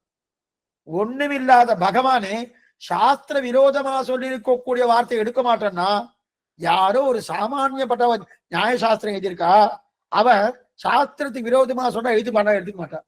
அப்ப எதையுமே எடுக்க வேண்டாம்னா. ஆனா வேதாந்தத்தை ஸ்தாபிக்கிறதுக்கு நியாயசாஸ்திரம் வேணுமானோ? அப்ப அந்த நியாயசாஸ்திரத்தில் சாஸ்திரத்துக்கு ஒத்துக்கொள்ளப்பட்ட விஷயமாக இதெல்லாம் இருக்கோ அதெல்லாம் எடுத்துக்கலாம். அதே போல மீமாம்சையில் சாஸ்திரத்தில் ஒத்துக்கொள்ளப்பட்ட விஷயம் இதெல்லாம் இருக்கோ அதெல்லாம் எடுத்துக்கலாம். அப்ப இதுதான் தெரியா? அப்ப இதான் இருக்கணும். ஆக அப்ப நம்ம ஆச்சாரம் எல்லாரும் அது கிடையாது, அது கிடைக்கணும் சாஸ்திரம் பட்சமாக இருக்கோ அதையெல்லாம் எடுத்துக்கொள்வார்கள். நல்லா பாருங்க, நம்முடைய பூர்வாச்சாரியர் எதெல்லாம் சாஸ்திரம் ஒத்துட்டு அதை எடுத்துக்கிறார். அப்படிப்பட்டதுதான் நாம் உங்களுக்கு சொல்றேன். என்ன அப்படின்னு சீனிவாசர் தெரிவிக்கிறார். நம்முடைய பூர்வாச்சாரம் எதை எடுத்துட்டு இருக்காரோ அதை தான் சுவாமி எடுத்துக்கொண்டாதுதான். ஆக அடிப்படை நூலை நாம் இந்த காலசம் பண்ணிட்டோம்னா ஓரளவுக்கு சீபாஷம் காலசம் பண்ணுவதற்கு தகுதி வந்துள்ளது. என்ன பாருங்க, ஓரளவுக்கு இந்த இந்த இந்த நூலை நமக்கு ஓரளவுக்கு தெரிஞ்சுன்னு வச்சுக்கேன், சீபாஷ காலசம் பண்றதுக்கு தகுதி வந்துருது. அப்படியே மறுபடியும் சொல்றேன், ஓரளவுன்னு சொன்னேன். ஏன் ஓரளவுனா, சீகாட்சிய காரணம் பண்ணும்போது இது இல்லாத சிலதெல்லாம் வரும். வரும்போது என்ன தோணும், சுவாமி அன்னைக்கு நீங்க சொன்னீங்களே சுவாமி அப்படின்னா, அதோட இல்லை, இல்லதுல சிலதெல்லாம் வரும். வந்தாலும் அது பெரிய விபுலமானது. ஆனா இது தகுதி படிக்கணும், இதுல வரும். அதனாலதான் ஓரளவு. அப்ப இந்த கடவள்ளியில சொல்லப்பட்டதுதான் இது. கடவள்ளி ஆகட்டும், இது உபனிஷத்து, அந்த உபனிஷத்து சொல்லப்பட்டது என்ன? உத்திட்டா ஜாக்கிரத பிராப்தியவா நிரோதகா, எழுந்திரு, முழித்துக்கொள்ளு. 2 சப்தம் இருக்கு. புரியத்துக்கு நான் சொல்றேன், இது ஒரு எக்ஸாம்பிள் சொல்றேன். எழுந்திருன்னு சொல்லிருக்கு, முழித்துக்கோ சொல்றது.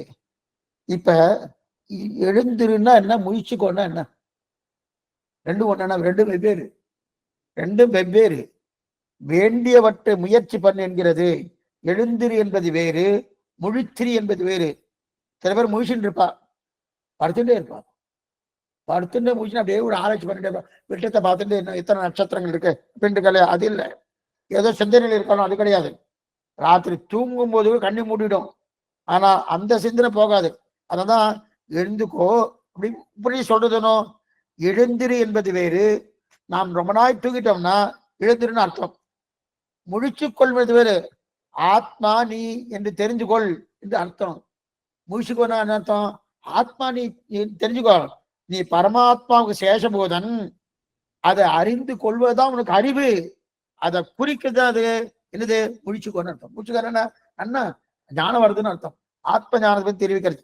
எதுக்கு சொல்ல வந்தேன்னா, அப்ப இந்த அடிப்படை யதீந்திர மத தீபிகாவுடைய அடிப்படை என்னன்னா, நியாயசாஸ்திரம் என்ன, மீமாம்ச சாஸ்திரம் என்ன, இது அது ரெண்டுமே என்ன பண்ணிட்டு வேதார்த்தத்துடைய அர்த்தங்களை தெரிவிக்க வந்ததுனோ, அந்த தெரிவிக்க வந்த அர்த்தத்தை நமக்கு விபுலமாக நன்னாக அதோடைய தெரிவிப்பதற்காக சாஸ்திரம் வந்துட்டு, அந்த சாஸ்திரத்தின் துணை கொண்டுதான் வேதாந்த வாக்கியங்கள் நிர்ணயம் பண்றார் நம்முடைய பூர்வாச்சாரியர்கள். சரி, அந்த சாஸ்திரம் தான் இவ்வாறால ஒத்துக்கொள்ளப்படவில்லை சுவாமி. ஏன்னா அந்த சாஸ்திரம் பகவான் மேல நம்பிக்கை இருக்கிறதா தெரியலையேன்னா இருக்க வேண்டிய அவசியம் இல்லை. ஏன் அவசியம் இல்லைன்னா, நமக்கு அது எந்த ஒரு வஸ்துவா இருந்தாலும் அதை நல்லது இருந்தா தாராளமா எடுத்துக்கலாம், அது நல்லது இருந்தா தாராளமா எடுத்துக்கலாம். அப்படிதான் எடுத்தீங்கன்னா முன்னாடி ரிஷிகளோட அப்படிதான் கையாண்டிருக்கா. முன்னாடி ரிஷிகள்னா அப்படிதான் கையாண்டிருக்கா. அதே போல நம்மளோட பூர்வாச்சாரம் கையாண்டிருக்கச்சே நீ ரொம்ப தூரம் அதுக்கெல்லாம் போக வேண்டாம். அது என்ன கையாண்டிருக்கா, எப்படி எடுத்திருக்கா, அதை தெரிவிக்கிறேன்னு அதை சொல்ல வந்ததுதான் சீனிவாசாச்சாரிய சுவாமி, தொட்டாச்சாரிய சிஷ்யர். அவர் அதுதான் யதீந்திர மத தீபிகான்னு சொன்னீங்க. எதுக்காக கிட்டத்தட்ட 1 மணி நேரம் ஆயிடுது. எதுக்காக இதை சொல்றேன்னா, அடிப்படை இது. இந்த அடிப்படை தெரிஞ்சுட்டே வச்சுக்கேன், அது இதுவே வரக்கூடிய பிரத்யட்சமாகட்டும் அனுமானமாகட்டும் சப்தம் 10 அவதாரங்கள் சொல்லியிருக்காரு. அது எல்லாமே இந்த அடிப்படையில தான் பார்க்க போறோம். இந்த அடிப்படையில பார்த்தா அவள்தான் ஒத்துக்கலையே சுவாமினா, அவளுடைய கொள்கை ஒத்துக்கல. அவ சொல்லப்பட்ட கருத்துக்கள் சிலதான் இருக்கு இல்லையா, அது சாஸ்திரத்தில் ஒத்துக்கொள்ளப்பட்ட கருத்தை மட்டும் எடுத்துக்கிறார். அதை வச்சுதான் இவர் என்ன பண்றார், ஸ்தாபிக்கிற வேதாந்தத்தை தெரிவிக்கிறார். இப்ப நம்ம கலந்த காலட்சத்தை என்ன விட்டுருக்கோம், இந்த பிரத்யட்சத்தை பார்த்துட்டு இருக்கோம்.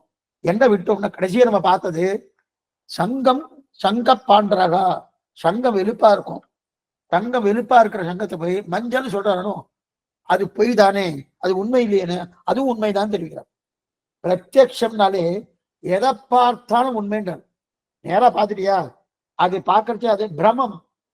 கயத்தை பார்த்து பாம்புன்னு நினைச்சேன், அது உண்மையா பொய்யா? சுவாமி சொல்றாரு ஏற்கனவே இது பார்த்துருக்கோம், அதுவும் உண்மைதான்றார். அப்ப அது நிஜமாவே பாம்பா சுவாமி? அதான் பிரமம்னு சொல்லியாச்சு. அது அந்த கயத்துல எந்த குற்றமும் கிடையாது, அது கயிறாதான் இருக்கு, அது பாம்பா மாறல. குற்றம் எங்க இருக்கு? இவருடைய புத்தியில, இவருடைய கண் பார்வையில அந்த மாதிரி வந்துருத்தணும். அதனால அது இல்லைன்னு சொல்லாத, அது பொய்ன்னு சொல்லாத, அது உண்மை அப்படின்னு தெரிவிக்கிற. அதே போல சங்கப்பாண்டரா, சங்கம் வெளுப்பா இருக்கு. வெளுப்பா இருக்குன்னா இப்ப இவர் மஞ்சள் காமால் நோய், பித்த நோய், பித்த நல்லது மஞ்சளா இருக்கும். அந்த நோயை வைத்துக் கொண்டு இவன் என்ன பாக்குறார், பார்த்த உடனே ஓ சங்கம் மஞ்சளா இருக்குன்னு சொன்ன உடனே பக்கத்து வீட்டுக்காரர் வந்தார். சுவாமி என்ன சொல்ல தப்பா சொல்லிட்டு இருக்காரு, மஞ்சள் இல்லையா வெள்ளைன்னு சொல்றாருனோ. ஏன்னா அவன் என்ன சொல்றான், சங்கத்துக்கு கவசம் இட்டா போல வெள்ளி தங்க கவசம் விட்டுருக்கா பாருங்க, என்னமா மஞ்சளா இருக்கு பாருங்க. சங்கத்தாழ்வாருக்கு தங்க கவசம், பெருமாளுக்கெல்லாம் கவசம் சாத்திரமானோ அந்த மாதிரி சங்கத்தாழ்வாருக்கு கவசம் சாத்திருக்கலாம், தங்கத்தாலும் சாத்திருக்கலாம். அந்த அளவுக்கு மஞ்சளா தெரிஞ்சிருக்காரு. அது கிடையாது. என்ன பக்கத்து வீட்டுக்காரன் சொன்ன உடனே அதெல்லாம் என்னது வெண்மைதான் உண்மை அப்படின்னு தெரிவிக்கிறா இல்லையா? இப்ப இதை எதுக்காக தெரிவிக்கணும்னா, ஏன்னா கண்ணில் படித்திருக்கிறபடியாலே அப்ப அது தப்பான்னா தப்பில்லை, அதுவும் உண்மை. அவர் மஞ்சளா பார்த்ததும் உண்மை. அப்ப அந்த உண்மைக்கு புறமாக சொல்லியிருக்கார சுவாமின்னா குற்றம் இவரிடத்துல இருக்கு, சங்கத்துல இல்ல. இவர் மஞ்சள் காமால நோய் வைத்துக் கொண்டபடியால் இவருக்கு மஞ்சள் சொல்லியிருக்கார், அது உண்மைதானே, பொய் கிடையாதுன்னு தெரிவிக்கிறார். இதுவரைக்கும் கடந்த காலட்சேபத்தை பார்த்தோம். இப்ப நம்ம பிரத்யக்ஷம் பார்த்துட்டு இருக்கோம். அடுத்து செம்பருத்தி பூ. இந்த மாதிரி நிறைய பிரமாணங்கள் எடுக்கிறார், ரொம்ப நல்லா இருக்கும். சப்தமாகட்டும், அனுமானமாகட்டும், அதே போல பிரத்யக்ஷமாகட்டும், இந்த மூணு அடிப்படையில தெரிஞ்சுன்னு வச்சுக்கேன், அநேகமா நம்ம ஆழ்வார் பாசனத்துக்குள்ள நம்ம நல்லா நுழைஞ்சுள்ளோம். அது தெரியாதபடியால் தான். அதுவும் சப்த பிரமாணம் ரொம்ப சுலபம். அடுத்து சொல்லப்படுறது அனுமானம் கொஞ்சம் சிரமமா இருக்கும், கொஞ்சம் சிரமமா இருக்கும். ஒன்றும் பயப்பட வேண்டாம், இதை விட கொஞ்சம் சிரமமா தான் இருக்கும். ஆனா இதுவே சிரமமா இருக்குன்னு நினைக்க வேண்டாம், இதுவே நன்னா தான் புரிஞ்சிருக்கு, ஒன்றும் கஷ்டம் இல்லை. இப்ப அடுத்து ஜபா குசுமம்னு பேரு. ஜபா குசுமம் அப்படின்னா செம்பருத்தி பூ. அந்த செம்பருத்தி பூ கிடையாது. இந்த திருஷ்டாந்தத்தை கபிலாச்சாரியர் எடுத்திருக்கார். சாங்கிய மதத்தோட பிரவர்த்தகாச்சாரியர், சாங்கிய மதத்தை உருவாக்கினவர் கபிலாச்சாரியர். அவர் இதை எடுத்திருக்காரு, இதை நல்லா விசாரம் பண்ணியிருக்கார். என்ன விசாரம்னா, ஸ்படிகம் இருக்கணும், ஸ்படிகம், ஸ்படிகக்கல் அப்படி கண்ணாடிக்கல் மாதிரி இருக்கும். அந்த ஸ்படிகம் இருக்கணும். அந்த ஜபா குசுமம் என்று சொல்லக்கூடிய செம்பருத்தி பூ, அந்த செம்பருத்தி பூ ரெண்டையும் வச்சுட்டு அவர் பெரிய விசாரம் பண்றார். என்னன்னா, இந்த செம்பருத்தி பூ ஒரு சிகப்பு இருக்கணும். அந்த சிகப்பு அந்த படிகத்தையும் செம்பருத்தி பூயும் பக்கத்துல வச்சுட்டு வச்சுக்கணும். அந்த செம்பருத்தி பூல இருக்கக்கூடிய சிகப்பு படிகத்துல அப்படியே ஏறிடும், படிகத்துல அப்படியே ஏறிடும். இப்ப படிகம் வெண்மையா சிகப்பா? படிகம் வெண்மையா சிகப்பா?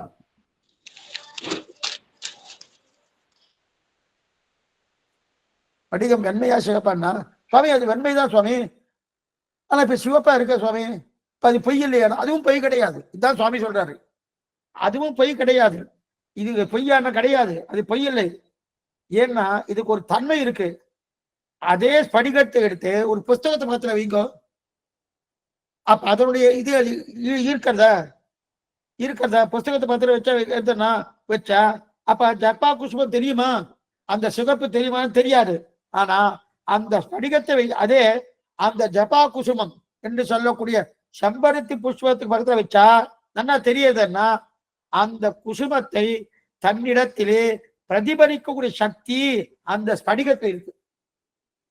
அந்த செம்பருத்தி பூடைய புஷ்பம் இருக்கு இல்லையா, அந்த புஷ்பத்தில் இருக்கக்கூடிய சிறப்பு தன்மை, அந்த தன்மை படிகத்திலே படியக்கூடிய ஒரு சக்தி ஸ்படிகத்துல இருக்கு. அதனால்தான் அது என்ன தெரியுது, அது செம்பருத்தி புஷ்பத்தன்மை போல தோன்றது. ஆனா அந்த ஸ்படிகமணியை சிவப்பு நினைக்கிறேன் இல்லையா, ஆனால் செம்பருத்தி பூதான் சிவப்பு. இருப்பிடம் இந்த ஞானமும் சத்தியம்.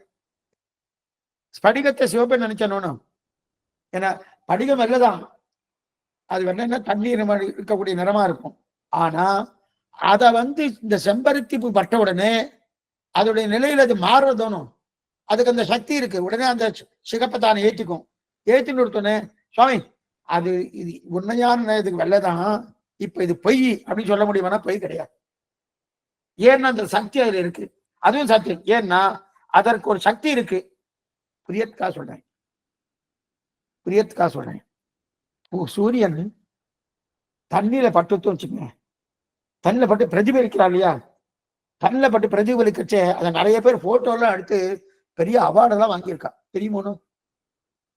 சூரியன் தண்ணீரை பட்டு பிரதிபலிக்கிறது இலக்கெல்லாம் பார்க்கலாம். அப்படி வீட்டு ஜன்னல் இருக்க வச்சுக்க, பக்கத்துல குளம் ஏதா இருந்ததுன்னா அந்த குளத்துல சூரியன் பட்டு ஜனத்திலிருந்து அந்த ஜலத்திலிருந்து பிரதிபலித்து நேரம் ஜன்னலுக்குள்ள வழும். அப்படியே இவர் கண் பூசுற மாதிரி இருக்கும். சூரியன் டைரக்டா இல்லை. இப்ப இது உண்மையா பொய்யா? இதுக்குன்னு சில பேர் படம் எடுத்து அதுக்கு பிரைஸ் எல்லாம் வாங்கியிருக்கா. அப்ப பொய்யா இருந்தா அது பிரைஸ் கொடுப்பாளா சுவாமி? அது பரிசு பொருள்லாம் கொடுப்பாளா? கொடுக்க மாட்டாரணும். அப்ப அதுவும் சத்தியம்தான், அதுவும் உண்மைதான். ஏன்னா உண்மையாக இருக்கவேதான் படம் எடுக்கிறார். படம் எடுக்கவேதான் அதுக்கு பிரைஸ் எல்லாம் கொடுத்திருக்காரு. பொய்யா இருந்தா பரிசு கொடுப்பாரா சுவாமி? அது என்ன சுவாமி பொய்? அது பொய் ஒரு படம் எடுத்திருக்காரு, பரிசு கொடுப்பாரா? கொடுக்க மாட்டா இல்லையா? அதை போலதான் இங்கேயும் ஜபா குசுமம், அதாவது செம்பருத்தி புஷ்பம், அது என்ன இதுல வச்சேன், அது இந்த ஸ்படிகத்துல வச்ச உடனே அதோடைய தன்மை வந்துடுத்து. அதுவும் உண்மைதான். அது சிகப்பா இருக்கிறதும் உண்மைதான். மற்றொரு படம் சிகப்பு, ஏன்னா மற்றொரு படம் சிகப்பு தெரியலையே, அதே கூட ஒரு புஸ்தகத்துல வைக்கிறோம், சிகப்பு தெரியாதா? தெரியலையா? அப்ப அந்த ஸ்படிகத்துல வச்சாதானே சிகப்பு தெரியுது. அப்ப அந்த ஸ்படிகத்துக்கு அந்த சிகப்பை இருக்கக்கூடிய சக்தி இருக்கு. இன்னொரு பொருளை வச்சா சிவப்பு தெரியாது. ஆக அதைத்தான் தெரிவித்தார். இது ரெண்டாவது. நிறைய சொல்லிட்டார், இதுவும் ஒண்ணு. அதுக்கு மேல நம்ம முக்கியமா நம்ம ஒண்ணு பார்ப்போம். காணல் நீர். காணல் நீர் இப்ப நம்ம ஹைவேஸ்ல போயிட்டு போகணும், வண்டியில போறச்சியோ இல்ல நடந்து போறச்சியோ, ஹைவேஸ்ல போறச்சு அந்த கொடியில ஜலம் இருக்கிற மாதிரி நல்லா தண்ணி இருக்கிற மாதிரி தெரியும். இந்த திட்டாந்தத்தை அத்வைதி சங்கராச்சாரிய எடுத்திருக்கார். நீங்க பார்க்கிற வஸ்து எல்லாம் உண்மைன்னு சொல்லிட்டு இருக்கலே, கிடையாது. பிரம்ம முன்னே சத்தியம், பிரம்ம சத்தியம், ஜெகத் மித்யா, ஜீவோ பிரம்ம இவ நாபரகா. இது வேதாந்த டிண்டி மகான் தெரிவிக்கிறார். எதுவுமே உண்மை கிடையாது, பிரம்ம உன்னே சத்தியம். அதுக்குதான் இந்த திட்டம் இருக்காரு. காணல் நீரை போல நீங்க பாக்குறீங்க. இங்க இருந்து காணல் நீர் பாக்குறேன்னு பாக்கறச்சே அங்க தூரக்க தண்ணி இருக்கதா தெரியுது, கிட்டக்க போகணும் தண்ணி கிடைக்கிறதா? எனக்கு தாகமா இருந்தது, போய் குடிக்கலாம் பார்த்தா தண்ணியே இல்லையே. அதே போல ஒரு பிரமம், அந்த பிரமத்தால நீங்க எல்லாம் இருக்கிறதா தெரியறது. இது உண்மையில கிடையாது. நீங்க இருக்க, நான் இருக்க, எல்லாம் இருக்குன்னு சொல்றேன். பிரம்மம் ஒண்ணே சத்தியம், மற்றதெல்லாம் பொய். அப்படி அதுக்கு இந்த திட்டாந்தம் எடுத்திருக்காரு. சுவாமி சொல்றார் அந்த காணல் நீரும் உண்மைன்ட்டார். என்ன பார்த்துக்கோ, அந்த காணல் நீரும் உண்மை. அதுக்குதான் மிருகதிருஷ்டிகான்னு பேரு. மிருகதிருஷ்டிகான்னு பேரு. இங்க நம்ம பெரிய ஹைவேஸ்ல போயிட்டு கிடைக்கிறதுனோ இங்க ஏன்? சரி சுவாமி, இப்ப எனக்கு காணல் நீரும் தெரிஞ்சுருத்தோணும், இன்னைக்கு தெரிஞ்சிருத்தோம். ஒரே ஒரு எக்ஸாம்பிள் சொல்றேன், கொஞ்சம் நிதானமா போறேன். இன்னைக்கு ராத்திரி நான் ஒரு ரூம்குள்ள போயிட்டு இருந்தேன். அங்க கயிறு வளைஞ்சு இருந்தது, இருட்டா இருந்தது. பாம்புன்னு நினைச்சுட்டேன். அது தோட்டத்து பக்கத்துல அந்த ரூம் இருக்கிறபடியா பாம்புன்னு நினைச்சுட்டேன். அப்புறம் விளக்க போட்டு பார்த்தேன், இது கயிறு தெரிஞ்சுட்டுன்னு முடிச்சுட்டேன். ஆனா அந்த கயிறை எடுக்கல, அப்படியே இருக்கேன். அடுத்த நாள் போறேன், அடுத்த நாள் தேவரை போறேன், அப்படியே இருட்டா இருக்கு. அப்ப அந்த கயிறு இருக்கு, அப்ப பாம்புன்னு நினைப்பேனா? என் கண்ணுக்கு தெரியுமா பாம்புன்னு? தெரியாது. தானே படிக்கும். பாம்புன்னு தெரியும். முதல் நாள் தான் என் கண்ணுக்கு பாம்புன்னு தெரியும், ரெண்டாம் நாள் என் கண்ணுக்கு பாம்புன்னு தெரியாது. அதே இந்த காணல் நீர் இருக்கு பாருங்க, தானே பாருங்க. இந்த காணல் நீர் முதல் நாள் போனேன், ஹைவேஸ்ல போயிட்டு இருந்தேன், ரொம்ப தூரக்க நல்லா தண்ணி இருக்கிற மாதிரி தெரிஞ்சிட்டு. கிட்டக்க போனா இல்லை, கிட்டக்க போனா இல்லை. சரி, இல்லை சுவாமி இது காணல் நீர், நீங்க தண்ணி கிடையாது அப்படின்னு புரிஞ்சுட்டேன். அடுத்த நாள் போறேன், அடுத்த நாள் போறச்சும் அதே மாதிரி தண்ணி இருக்கிற மாதிரி தெரியுது, என் கண்ணுக்கு தெரியாது. இப்ப முதல் நாள் கயத்தை பாம்புன்னு நினைச்சு பிரமிச்சனும், மறுநாள் அதே மாதிரி பிரமிச்சனா என் கண்ணுக்கு பாம்புன்னு தெரிஞ்சுதானா? தெரியல, கயிறும் தெரியறதுனும். ஆனா இங்க மறுநாளும் தண்ணின்னு தான் தெரியறது. இதுதான் சங்கராச்சாரம் எடுக்கிறாரு. இத பாருங்க, இதெல்லாம் உண்மை நினைச்சுட்டு இருக்கிற கிடையாதுன்னார். சுவாமி சொன்னாரு, இல்ல முதல் நாளுக்கு 2ஆம் நாளுக்கு வித்தியாசம் உண்டுன்றார். என்ன வித்தியாசம் இருக்கு? வித்தியாசம் இல்லையே. முதல் நாளும் எனக்கு அங்க மிருகதிருஷ்டிகா என்று சொல்லக்கூடிய காணல் நீர் தெரியறது, 2ஆம் நாளும் காணல் நீர் தெரியறது. ஆனா 2 நாளும் கிட்டக்க தண்ணி இல்லைன்னு தெரியறது. அப்படி இருக்கச்சது இதுதான் எல்லாரும் உண்மை நினைச்சிட்டு இருக்கா? பிரபஞ்சம் உண்மை, இருக்கிறாலும் உண்மை அப்படி நினைச்சிட்டு இருக்காங்க? கிடையாதுன்னாரு. இல்ல முதல் நாளுக்கும் 2ஆம் நாளுக்கும் வித்தியாசம் உண்டுன்றார். சுவாமி கண்ணுல 2ஆம் நாள் அதே தெரியறதுண்ணா? இல்ல முதல் நாளை நான் என்ன நினைப்பேன், போய் தண்ணி குடிக்கணும், தண்ணி தாகமா இருக்கு, நான் போய் தண்ணி குடிக்கணும்னு நினைப்பேன். கிட்டக்க போன தண்ணி இல்லைன்னு தெரியும். ஆனா 2ஆம் நாள் அங்க போய் தண்ணி குடிக்கணும்னு நான் நினைக்க மாட்டேன். இதுதான் வித்தியாசம். முதல் நாள் நான் நினைப்பேன், தண்ணி குடிக்கணும்னு நினைப்பேன் அப்படின்னு. அப்ப என்ன அர்த்தம்? மறுநாள் எனக்கு அந்த ஞானம் வந்துடுத்து. முதல் நாள் இந்த காணல் நீர் என்று சொல்லக்கூடிய அங்க தண்ணி இருக்கு என்ற ஞானம் இருந்தது. 2ஆம் நாள் இது தண்ணி இல்லை, தான் காணல் நீர் அப்படின்ற ஞானம் வந்துடுத்து. தண்ணி குடிக்க போவேன்னா போக மாட்டேன். அதனால அதுவும் சத்தியம்தான், அதுவும் உண்மைதான். அது என்னமா உண்மையாகும்னா தானே பாருங்க, அது என்னமா உண்மையாகும்னா புரியறதுக்காக சொல்றேன். பகவான் பஞ்சீகரணம் பண்ணபடியாலே, இந்த பஞ்சீகரணம் முன்னாடி நம்ம பார்த்திருக்கோம். பஞ்சீகரணம் பண்ணபடியால்னா அந்த காணல் நீர் எதனால தெரியுது? சூரிய கிரணம் பட்டபடியால் தான் தெரியுது இல்லையா? ஒரு கொடியில சூரிய கிரணங்கள் இருக்கு, நல்ல மத்தியான வெயில், அந்த வெயில சூரிய கிரணம் பட்டவன அந்த காலம் தெரியாது. அப்ப சூரிய கிரணத்தில் ஜலத்தின் திவலைகள் பட்டு அந்த சூரிய கிரணத்துல தான் அந்த ஒளி விடுறது. இதே அங்க சூரியன் இல்லாத போயிட்டா அவன் காணல் தெரியுமா? தெரியாது. சூரியன் இல்லைன்னா காணல் தெரியுமா? தெரியாது. அப்ப ஜல தத்துவம் என்ன, சூரிய கிரமமாக தேஜஸ் தத்துவம் என்ன, இரண்டையும் பகவான் பஞ்சீகரணம் பண்ணார். பிருத்திவி, அப்பு, தேஜஸ், வாயு, ஆகாசம், இதெல்லாம் பஞ்சீகரணம் கடந்த காலத்துல நம்ம பார்த்திருக்கோம். பிருத்திவி, அப்பு, தேஜஸ், வாயு, ஆகாசம் இது எல்லாத்தையும் பாதியா வெட்டிட்டு ஒரு பாதியை தான் வச்சுண்டு மற்ற பாதியை 4ஆ பண்ணி ஒவ்வொரு பஞ்சபூதத்திலும் ஒவ்வொன்னு சேர்க்கிறாரோனும் அதுக்குதான் பஞ்சீகரணம் பேரு. பின்னாடி சொல்றேன் பஞ்சீகரணம் எப்படி பண்றார் பிரளயத்தின் போது பகவான் சொல்றேன். எதுக்கு சொல்ல வந்தேன்னா அப்படி இருக்க செய்து. அதனால அந்த பஞ்சீகரணம் பண்ணபடியாலே ஜல தத்துவமும் தேஜஸ் தத்துவம் சேர்றது. என்ன பாருங்க, இதெல்லாம் அறிவியல்வாதிகள் இன்னைக்கு ஒத்துண்டு இருக்கா. அன்னைக்கே சுவாமி சொல்லிட்டார், ஜல தத்துவமும் தேஜஸ் தத்துவம் தேர்றது. தேர்ந்தபடியாலே என்ன ஆயிடுது, அங்க ஜலம் இருக்கிற மாதிரி நமக்கு ஒரு பிரமம் ஏற்படுதுன்னு. அப்ப அந்த தூரத்தை பார்க்க அது எப்படி சூரியன் இருந்தா தான் தெரியும், இல்லைன்னா தெரியாது. அப்ப தேஜஸ் பதார்த்தம் தான் சூரியன். அந்த சூரியன் இருந்தா தான் தெரியும், இந்த வெயிலன்னா தெரியவே தெரியாது. அப்ப அதுவும் உண்மைதான், என்ன பஞ்சீகரணம் பண்ணபடியாலே அப்படின்னு தெரிவிக்கிறார். அதுக்கப்புறம் திக்பிரமம், எத்தனை இதை தெளிவு ஆட்சேபிக்கிறான், இல்லை இல்லை இல்லைன்னு. யாரு 2 சொல்லியிருக்கேன் உங்களுக்கு. இங்க சித்தாந்தின்னு பேரு, அவளுக்கு ஆட்சேப சுவாமிகள்னு பேரு. அவளுக்கு ஆட்சேப சுவாமிகள் பேரு. இந்த சித்தாந்த் சொல்றதெல்லாம் நான் ஆட்சேபிச்சுட்டு இருக்கான். அடுத்தது இப்ப திக்பிரமம், திக்மோகம்னு சொல்லுவா. திக்பிரமம், திக்மோகம். காட்டுல போனோம், ஒரு காட்டு அடர்ந்த காடு போன தெற்கு எது வடக்கு எது எதுவுமே தெரியலன்னாரு. தெற்கு எது போனோம் காட்டுக்கு நமக்கே சில இடத்துக்குலாம் போயிடுச்சுன்னா சில பேர்லாம் கேட்டு அதுக்குன்னு தனியா ஒரு இன்ஸ்ட்ருமெண்ட் இருக்கு. அநேகமா இந்த வைதிகால என்ன பண்ணுவா தெரியுமா, வேற இடத்துக்கு போயிட்டா வச்சுக்கேன், இவாளுக்கு தெரிஞ்ச இடமா இருந்தா அங்க கிழக்கு மேற்கு வடக்கு தெற்கு நல்லா தெரியும். இவாளுக்கு தெரியாத இடமா இருந்தா அதுக்குன்னு ஒரு இன்ஸ்ட்ருமெண்ட் வச்சுட்டு இருக்கா. அதை கொண்டு போய் அங்க வச்சாச்சுன்னா அது இதுதான் கிழக்குன்னு அது காரணம்.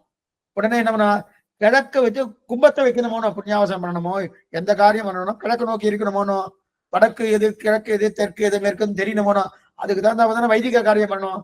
அதனால பண்ணுவா, அது வச்சுட்டு இருக்கா. இப்ப அந்த இது ரொம்ப முக்கியம். காட்டுக்கு போயாச்சு, அடர்ந்த காட்டுக்கு போயாச்சு, கிழக்கு இது தெற்குன்னு தெரியுமா? தெரியாது. இதுக்குதான் திக்மோகம்னு பேர்.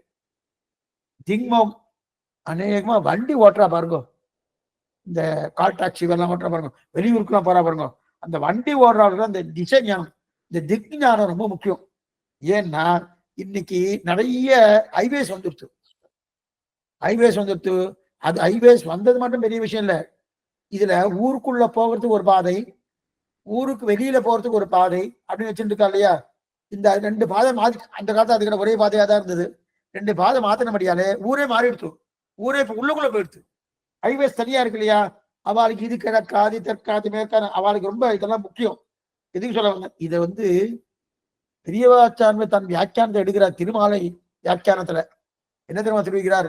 ஆழ்வார் பாசுரம், தொண்டர்படி ஆழ்வார் பாசுரம், குடதிசை முடியை வைத்து குணதிசை பாதம் நீட்டி வடதிசை பின்பு காட்டி தென்திசை இலங்கை நோக்கி கடல் நிறத்திரவதந்து அரவணை துரியமா கொண்டு உடலுக்கு உயிருமாலோ என் செய்கையின் உலகத்தினை தெரிகிறார் இல்லையா? அப்ப அந்த வியாக்கியானத்தை பெரியவாச்சம் தெரிவிக்கிறார். ஆழ்வார் தெரிவிக்கிறானா, பகவான் எதுக்கு 4 திக்குகளை சிருஷ்டித்தான் இப்பதான் தெரியுதுன்றார். கிழக்கு மேற்கு வடக்கு தெற்கும் தெரிவி, எதுக்கு சிருஷ்டித்தான் தெரியுமா? எதுக்குன்னா திருமுடியை வைக்கிறதுக்கு மேற்கு பக்கம், குடதிசை முடியை வைத்து குணதிசை பாதம் நீட்டி நடந்துட்டு இருக்கு உற்சவங்கள். இன்னைக்கு 6ஆம் உற்சவம் 7ஆம் உற்சவம், ஆச்சரியமான உற்சவம் நடந்துட்டு இது சொல்றேன். திரு குடதிசை முடியை வைத்து, அப்ப மேற்கு திக்கிலே தன்னை முடிய வைத்தான், சிருஷ்டித்தான். ஆனால் தன்னுடைய திருமுடியை வைப்பதற்காக மேற்கு சிருஷ்டித்தானாம். குணதிசை பாதம் நீட்டி, அதே போல கிழக்கு திக்கில தன்னுடைய திருவடியை நீட்டினானாம். அவ தன்னுடைய திருவடியை நீட்டுறதுக்காக கிழக்கு திசையை திருட்டித்தானாம். அதே போல எல்லாரும் சேவிக்கணுமோனோ, சேவிப்பதற்காக தெற்கு திக்கிலே தென் திசை இலங்கை நோக்கி தெற்கு திக்கிலே தன்னுடைய முகப்பார்வை தெரியல மாதிரி தெற்கு திக்கை திருட்டித்தானாம். திருமுதகு, முதுகு இருக்கு இல்லையா, அந்த புறமுதுகு, அந்த பின்னழகு, முன்னிலகும் பின்னழகு தேவாயன்வார். அப்படி இருக்கச்சே முன்னழகும் பின்னழகிய பெருமாள் இல்லையா, அந்த பின்னழகை காட்ட வடக்கு திசையை திருட்டித்தான் தெரிவிக்கிறார். அப்படி இருக்கச்சு என்ன, அப்ப திசை இப்படி இருக்கு இல்லையா, அதனால்தான் இந்த திசைக்கு திங்மோகம் பிடிக்கிறதுன்னு அர்த்தம். சில இடத்துல போனா இது கிழக்கா இது தெற்கா இது மேற்கா இது வடக்கா தெரியவே தெரியாத திங்மோகம் பிடிக்கிறது அர்த்தம்னா மறுபடியும் இதேதான். என்ன வருது, பஞ்சீகரணம் பண்ணது. பஞ்சீகரணம் பண்ணது இல்லையா, பஞ்சீகரணம் பண்ணபடியாலே திசை எதுன்னு தெரியாது. அந்த திசை என்னன்னா நமக்கு திங்மோகம், திசை மாறாது. ஆனா நம்முடைய திங்மோகத்தாலே அப்படின்னா திக் பிரமம் அப்படின்னு சொல்லுவா. அது எப்படி வருதுன்னு சொல்றேன். இங்கிருந்து இப்ப நம்ம சென்னையில இருக்கோம், சென்னையிலிருந்து ஸ்ரீரங்கத்துக்கு போகணும். ஸ்ரீரங்கம் எங்க இருக்கு சுவாமி? சென்னைக்கு தென்மேற்குல இருக்கு. சென்னைக்கு தென்மேற்குல ஸ்ரீரங்கம் சொல்லலாம். தென்மேற்கும் சொல்றதை காட்டிலும் தென்கிழக்கு தான் சொன்னோம், தென்மேற்கு சரியா வராது. சென்னைக்கு தென்மேற்குல இருக்குன்னு சொல்லலாம். அதே ஸ்ரீரங்கத்துல இங்க வரணும் வச்சுக்கோங்க. ஸ்ரீரங்கத்துல இங்க வரணும்னா என்ன பண்றது, இதுக்கு என்ன சொல்லலாம், வடகிழக்குன்னு சொல்லலாம். சென்னை ஸ்ரீரங்கத்துல வடகிழக்குல இருக்குன்னு சொல்லலாம். ஒரு சுவாமி என்ன பண்ணார், இங்கிருந்து ஸ்ரீரங்கம் போறோம்னார். ஸ்ரீரங்கம் போகணும்னு சொன்ன உடனே நேர ஸ்ரீரங்கத்துல தென்மேற்குல இருக்குன்னு சொன்ன உடனே என்ன பண்ணார், நேர தென்மேற்குக்கு போயிட்டார். ஸ்ரீரங்கம் போய் சேர்ந்துட்டார். அங்க என்ன பண்ணார், ஸ்ரீரங்கம் சொன்ன உடனே அங்கிருந்து ஆழ்வார் திருநெல்வேலி போகணும். ஆழ்வார் திருநெல்வேலி போகணும்னு என்ன பண்ணார், அங்கிருந்து ஸ்ரீரங்கத்துல இருந்து என்ன பண்ணணும், அது எங்க இருக்கு சுவாமி,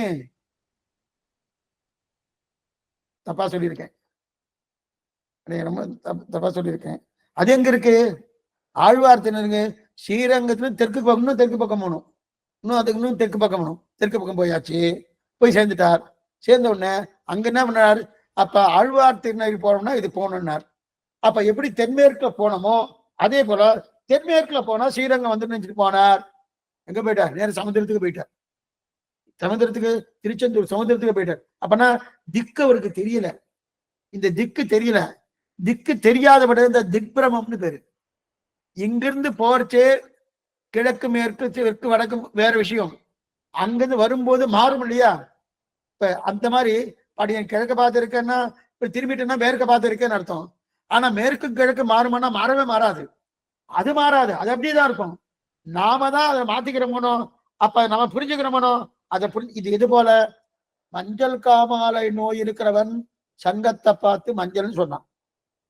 அதே போல இந்த பிரமம், இந்த காணல் நீர் பார்க்கிறோம் என்ன பண்ணா பஞ்சீகரணத்தால காணல் நீர் ஆயிடுத்து.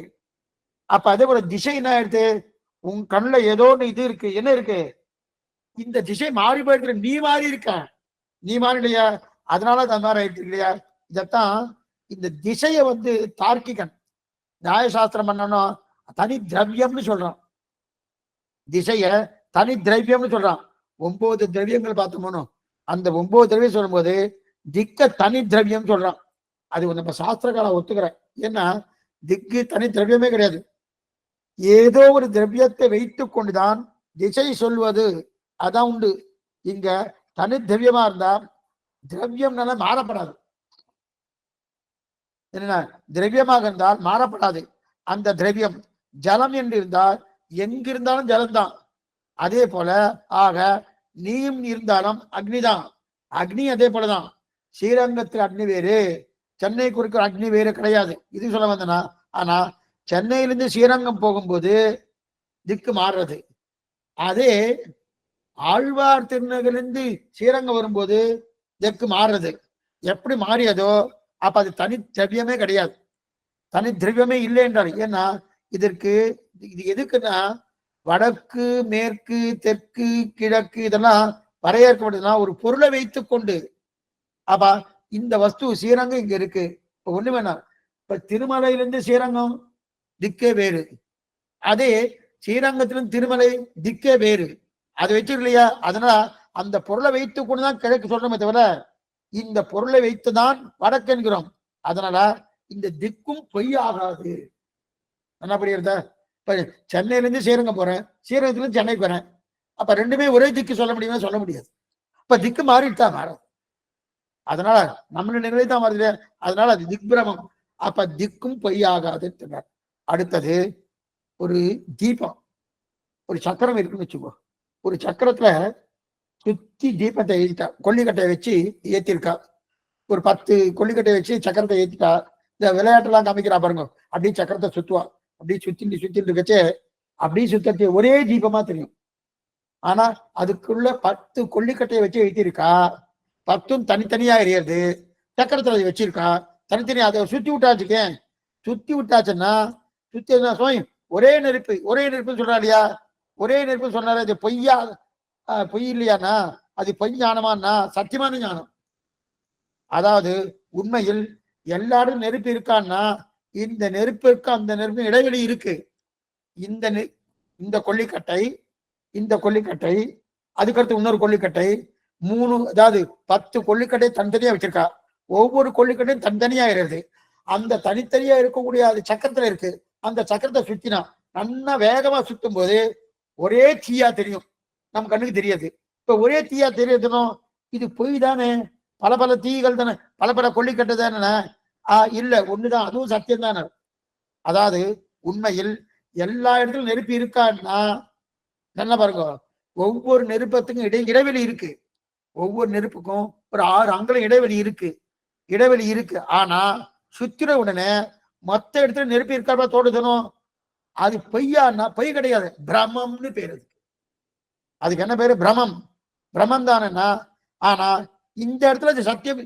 சத்தியம் ஏன் சத்தியம்னா நம் கண்ணுக்கு நன்னா தெரியறது. ஆனா அந்த கண்ணுக்கு ஒரு சக்தி கிடையாது. என்ன சக்தினா கொல்லிக்கட்டை 10 கொல்லிக்கட்டை தனித்தனியா வச்சிருக்காரு இல்லையா? தனித்தனியா வச்சிருக்கும் போது அது வேகமா நன்னா சுத்தும் போது அந்த இடைவெளியை கிரகிக்கணும் இல்லையா? ஒவ்வொரு கொல்லிக்கட்டைக்கும் 6 அங்குலம் இடைவெளி இருக்கு. அந்த 6 அங்குலம் இடைவெளியை கிரகிக்கணுமோ அந்த கிரகிக்கக்கூடிய சக்தி கண்ணுக்கு இல்லை. அதனால்தான் ஒரே அக்னியா தெரியறதே தவிர அந்த இடத்துல 2 அக்னியோ 3 அக்னியோ சொல்லாத அக்னி இருக்கு. ஆனால் வேறுபாட்டு நம்மளால கிரகிக்க முடியல. அப்ப அந்த கொல்லிக்கட்டை வேகமா சுத்தினபடியாலே கிரகிக்க முடியல. அது பொதுவா சுத்தினா சும்மா சுத்திட்டு வச்சுக்க ஒண்ணு வேணாம். இப்ப ஃபேன் இருக்கணும், இந்த எக்ஸாம் நல்லா இருக்கும். ஃபேன் இருக்கணும், ஃபேன்ல 3 பிளேட் இருக்கு. அந்த 3 பிளேடு ஃபேன் சுத்துறது 5ல வச்சு சுத்தின வச்சுக்கேன் ஓஹோன்னு சுத்தும். அப்ப எல்லாமே என்னன்னா ஃபேன் சுத்தின்னு இருக்கு சுவாமி, எத்தனை பிளேடு இருக்கு என்ன இருக்கு ஒண்ணுமே தெரியாது. அதுல நீங்க 1ல வச்சிருக்கோ. 1ல வச்சேன்னா 3 பிளேடு தான் சுவாமி, அதுக்கு மேல கிடையாது அப்படின்னு தெரியுதுன்னா அது தெரியறது என்ன என்னன்னு. ஏன்னா என் கண் வேகத்தை கிரகிக்கக்கூடிய சக்தி கிடையாது. நன்னா 5ல வச்சாச்சுன்னா கண் வேகத்தை கிரகிக்க சக்தி கிடையாது. அதை 1ல வச்சாச்சுன்னா அந்த சக்தி இருக்கணும். அதை பொய்ன்னு சொல்லாது, அதை பொன்னின்னு சொல்லாது. அதுவும் உண்மைதான். ஏன்னா அது மாறல. என் கண்களோடு இருக்கக்கூடிய கோளாறு அந்த சக்தி என்கிட்ட இல்ல. அதையும் பொய்ன்னு சொல்லாது, அதுவும் பிரத்யட்சம் தான், உண்மைதான் தெரிவிக்கிறார். அதுக்கப்புறம் இன்னொன்னு எடுக்கிறார், நிறைய எடுத்திருக்காரு, ஒவ்வொன்றும் சொல்றாரு. கண்ணாடியில முகம் பார்க்கிறோமோ, கண்ணாடியில முகம் பார்க்கிறோம்னு கடைபிடிச்சு அவ வர நல்லா மேக்கப் பண்ணிட்டு கண்ணாடி முகம் பார்த்துப்பா. முகம் பார்த்துருவனும். இந்த முகம் நிஜம் முகமா பொய் முகமா? இந்த முகம் நிஜ முகமா பொய் முகம்? சுவாமி கண்ணாடில எப்படி சார் நிஜ முகம் இருக்கும்? பொய் முகம் தானே என்னன்னா அது பொய் முகம் இல்லை இல்லையா? இல்லை, நிஜ முகம் தான் சொல்ற. ஏன் நிஜம்? இதெல்லாம் இதெல்லாம் இதெல்லாம் நமக்கு புரியவே புரியாது. சுவாமி நிஜ முகம் தான் சொல்றாரு. ஏன்னா இப்ப நாம் என்னுடைய முகத்துக்கு அலங்காரம் பண்ண வச்சுக்கேன். என் முகத்துக்கு அலங்காரம் பண்ணா அப்படி அலங்காரம் பண்ணிட்டு அந்த முகத்துல பார்த்தா அப்படியே காமிக்கிறதானோ. ஒருத்தர் என்ன பண்ணார், சுவாமி எதுக்கு சுவாமி என் முகத்துக்கு அலங்காரம் பண்ணும்? கண்ணாடிக்கு அலங்காரம் பண்ணி நான் கிட்ட போய் நிக்கிறேன், அது எனக்கு வந்துருமோன்னா கண்ணாடிக்கே ஜிமிக்கி போடுறாரு, கண்ணாடிக்கே மூக்குத்தி போடுறாரு, எல்லாம் போட்டு அங்க போய் நீ என்ன வருமானம் வராது. நீ அலங்காரம் பண்ணிட்டா தான் அதுல கண்ணாடி தெரியும். அப்ப உன்னுடைய பிரதிபிம்பம் தான் கண்ணாடி தெரியுமே தவிர கண்ணாடிக்கு அலங்காரம் பண்ணதா உனக்கு தெரியுமானா தெரியாது. என்ன பண்ணுங்க அப்படின்னா அது எல்லாம் வச்சுக்க முடியாது. அதே போல புரியத்துக்காசன ஒருத்தர் ஒரு வீட்டுல சுவாமி எழுதிருக்கார், மோட்சம் போகணும், மோட்சம் போகணும்னா ஞான பக்தி வைராக்கியம் வேணும். ஞான பக்தி வைராக்கியம் வேணும்னா அப்ப அவருக்கு நான் என்ன பண்ணணும்? ஞான பக்தி வைராக்கியத்தை சம்பாதிக்கணுமோ. இப்ப மோட்சம் வேணும்னா அவருடைய பிரசாதம் எனக்கு வேணுமோ, பகவானுடைய பிரசாதம். பகவானுடைய பிரசாதம் வேணும்னா என்ன பண்ணார்? அவர் எனக்கு கொடுக்கணுமானோ. இவர் என்ன பண்ணார்? பஞ்சபாத்திர உதிரியை எடுத்து வச்சுட்டு பகவானுக்கு பஞ்சபாத்திரம் காமிக்கணுமோனோ, அதை காமிக்காம தனக்கே காமிக்கிறார். அர்க்கம் சமர்ப்பியாமி, பாத்தியம் சமர்ப்பியாமி, ஆச்சமனியம் தனக்கே சமர்ப்பிக்கிறார். சமைக்கிறார். என்ன சுவாமி இதை பண்ண இந்த மாதிரி பண்ண முடியுமானா? அந்த மாதிரி பண்ண முடியாது, பெருமாளுக்கு தான் சமர்ப்பிக்கணும்னு ஒருத்தர் சொன்னார். இன்னொரு சுவாமி சொன்னார், சுவாமி நான் தான் அவர் பிரசாதத்தை சாப்பிடணும், அந்த தீர்த்தம் எனக்கு தானே வரப்போறது, அவரை எடுத்துக்க போறாரு, அப்ப நானே பண்ணிக்கிறேன்னா இல்ல, நீ பண்ணிட்டா வராது, அவருக்கு பண்ணினா தான் உனக்கு கிடைக்கும், அவருக்கு பண்ணான்னு உனக்கு கிடைக்காது. இது போல நீ அலங்காரம் பண்ணினா தான் கண்ணாடிக்கு தெரியும். என்ன பண்ணுங்க, நீ அலங்காரம் பண்ணினா தான் கண்ணாடிக்கு தெரியும். அப்ப நான் தானே பிரசாதம் சாப்பிடணும்னா நீ எதிர்க்கு கேட்டனா நீ அலங்காரம் பண்ணி கொண்டுதான் கண்ணாடி நல்லா தெரியும். அதே போல பெருமாளுக்கு திருவாராதனம் பிரசாதம் கண்ட்ரோல்ல பண்ணுவது இதெல்லாம் செய்தா கண்ணாடி பிரதிபிம்பத்தை போல நீ சாத்திக் கொள்வாய் என்பது உண்மை. ஏன் நமக்கு பகவானுக்கு திருவாராதனம் பண்றோம்? நமக்கு தான் வரப்படுது. இப்ப நாம அலங்காரம் பண்ணவன கண்ணாடி போய் நின்னாடுறது, நம்முடைய பிரதிபிம்பம் தெரியறதுனோ. அதே போல பிரதிபிம்பத்தை போல பகவானுக்கு நாம திருவாராதனை பண்ணியாச்சுன்னா பிரதிபிம்பத்தை போல நீ சாத்திக்கிற, அப்ப அதே திருவாராதனம் கிடைக்கிறது, அந்த பிரசாதம். இதான் உண்மை. ஆக பகவானுக்கு ஆராதனை பண்ணாமலேயே நம்மையே உயர்த்தி கொள்கிறோம் அப்படின்ற அர்த்தம் கிடையாது. அப்பனா அவனுக்கு ஆராதனை பண்ணினா நம்மை நாமே உயர்த்தி கொள்கிறோம். இது போல நாம அலங்காரம் பண்ணா கண்ணாடி நம்ம பிம்பம் தெரியறதுனும். அதே போல கண்ணாடிக்கு அலங்காரம் பண்ண முடியாது. கண்ணாடி போல நமக்கு கண்ணாடிக்கு அலங்காரம் பண்ண முடியாது, நமக்கு அலங்காரம் பண்ண முடியுமா? அவ பகவானுக்கு திருவாராதனை பண்ணியாச்சுன்னா அது என்னாகும்? நிஜமா எனக்குத்தான் அலங்காரம், எனக்குத்தான் அலங்காரம். அதே போலதான் நிஜம்தான் பகவான். அப்ப நாமெல்லாம் என்ன பொய்யா? பொய் இல்ல, பகவானுடைய அம்சம் தானே நாம். நல்லா பாத்துக்கோ, இதைத்தான் சுவாமி சொல்றாரு, பகவானுடைய அம்சம் தானே நாம பொய் கிடையாது. பகவானுக்கு திருவாராதனை கிடைக்குமா? பிரசாதம் கிடைக்கிறது, பகல் 10 40 வருஷம் எல்லாம் கிடைக்கிறது. அப்ப என்ன அவருடைய அம்சம் தானே. அப்ப அவருக்கு திருவாராதனை நமக்கு பண்ணி கொள்வதாதான் அர்த்தம். அதனால என்ன பண்ணோம்? அவருக்கே பண்ணிடலாம். அவருக்கு பண்ணியாச்சுன்னா அதெல்லாம் நமக்கு கிடைக்கிறதுனோ. ஏன்னா நாம் பகவானின் அம்சமானபடியாலே கண்ணாடியில் நம் முகத்தின் ஒளிபட்டால் அது பிரதிபலிக்கிறதுனோ, நம்முடைய முகத்தின் ஒளிபட்டா அது பிரதிபலிக்கிறதுனோ அந்த சக்தி கண்ணாடிக்கு இருக்கு.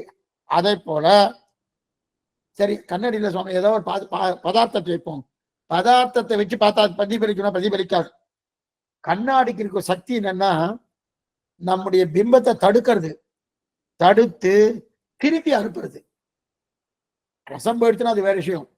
ரசம் பின்னாடி ரசம் இருந்துச்சுன்னா அந்த நம்முடைய பிம்பத்தை நம்ம எந்த பிம்பம் நமக்கு முன்னாடி போறதோ அந்த பிம்பத்தை தடுத்து திரும்பி நமக்கு அனுப்புறது.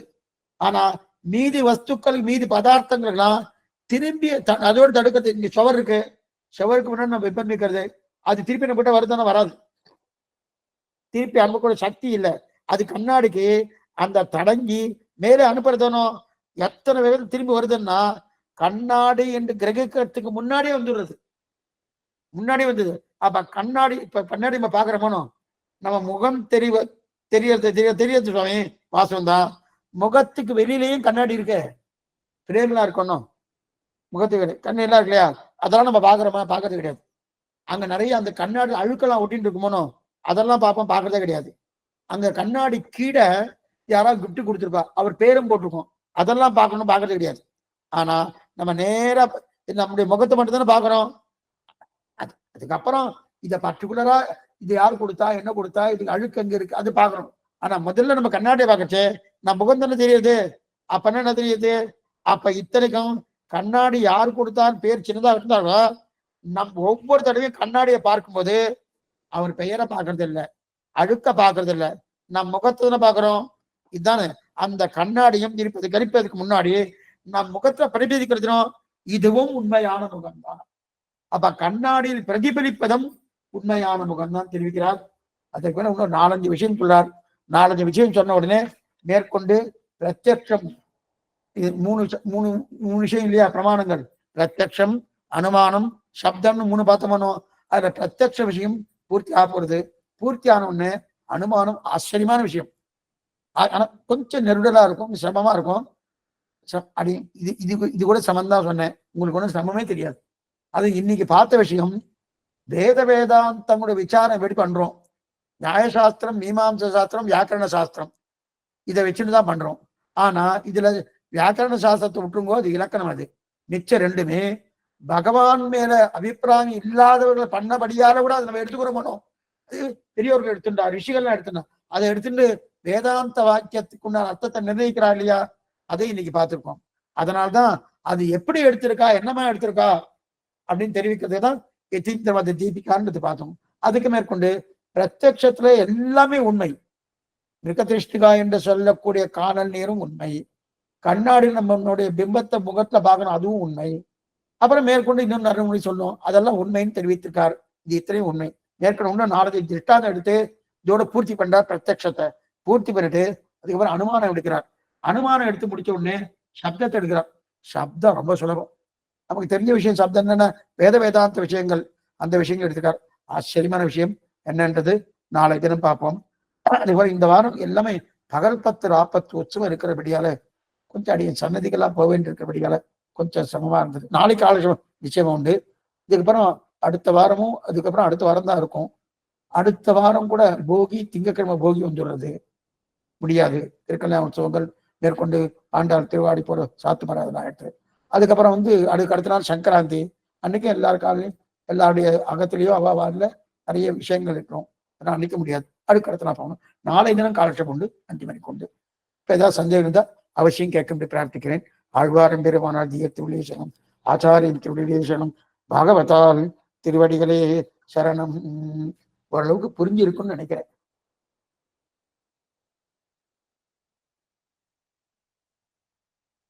புரியுது சுவாமி, புரியுது சுவாமி, நன்னாவே புரியுது சுவாமி.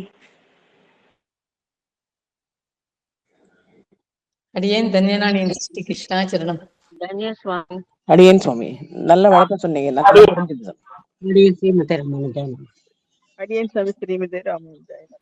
சுவாமி நீதான் புரியுற வரைக்கும் எங்களுக்கு இது பண்றீரே சுவாமி, கண்டிப்பா புரியுது சுவாமி. அடியேன் சுவாமி ராமானுஜாய நமக.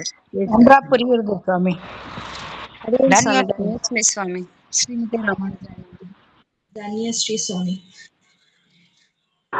அடியேன் சுவாமி, ஒவ்வொரு விஷயமும் தெரிய தெரிய ஆர்வம் அதிகமா இருக்கு சுவாமி. அடுத்தது என்ன தன்யாஸ்மி சுவாமி. சந்தோஷம். அடியேன் சுவாமி நமஸ்காரம் சுவாமி. இந்த கண்ணாடி பிரதிபிம்பம், இந்த பிரதிபலிக்கிறதும் நம்ம பிரசாதம் திருவாராதனை பண்றதும், அது ஃபர்ஸ்ட் எல்லாம் இந்த புக்கை பார்க்கும்போது ஒண்ணுமே புரியல சுவாமி. ஒன்னொன்னா என்னடா அது அப்படின்னு நினைச்சேன். ஆனா ரொம்ப அருமையா அற்புதமா புரியுற மாதிரி இருக்கு, அடியனுக்கே புரியுற மாதிரி இருக்கு. ரொம்ப கிருதஜ்ஞர்கள் சுவாமி. அடியன் ஸ்ரீமதி ராமானுஜன். தன்யாஸ்மி சுவாமி. ரொம்ப அருமையா இருந்தது. எனக்கு அப்படியே மனசுல ரொம்ப நிறைய சாதிச்சேன்.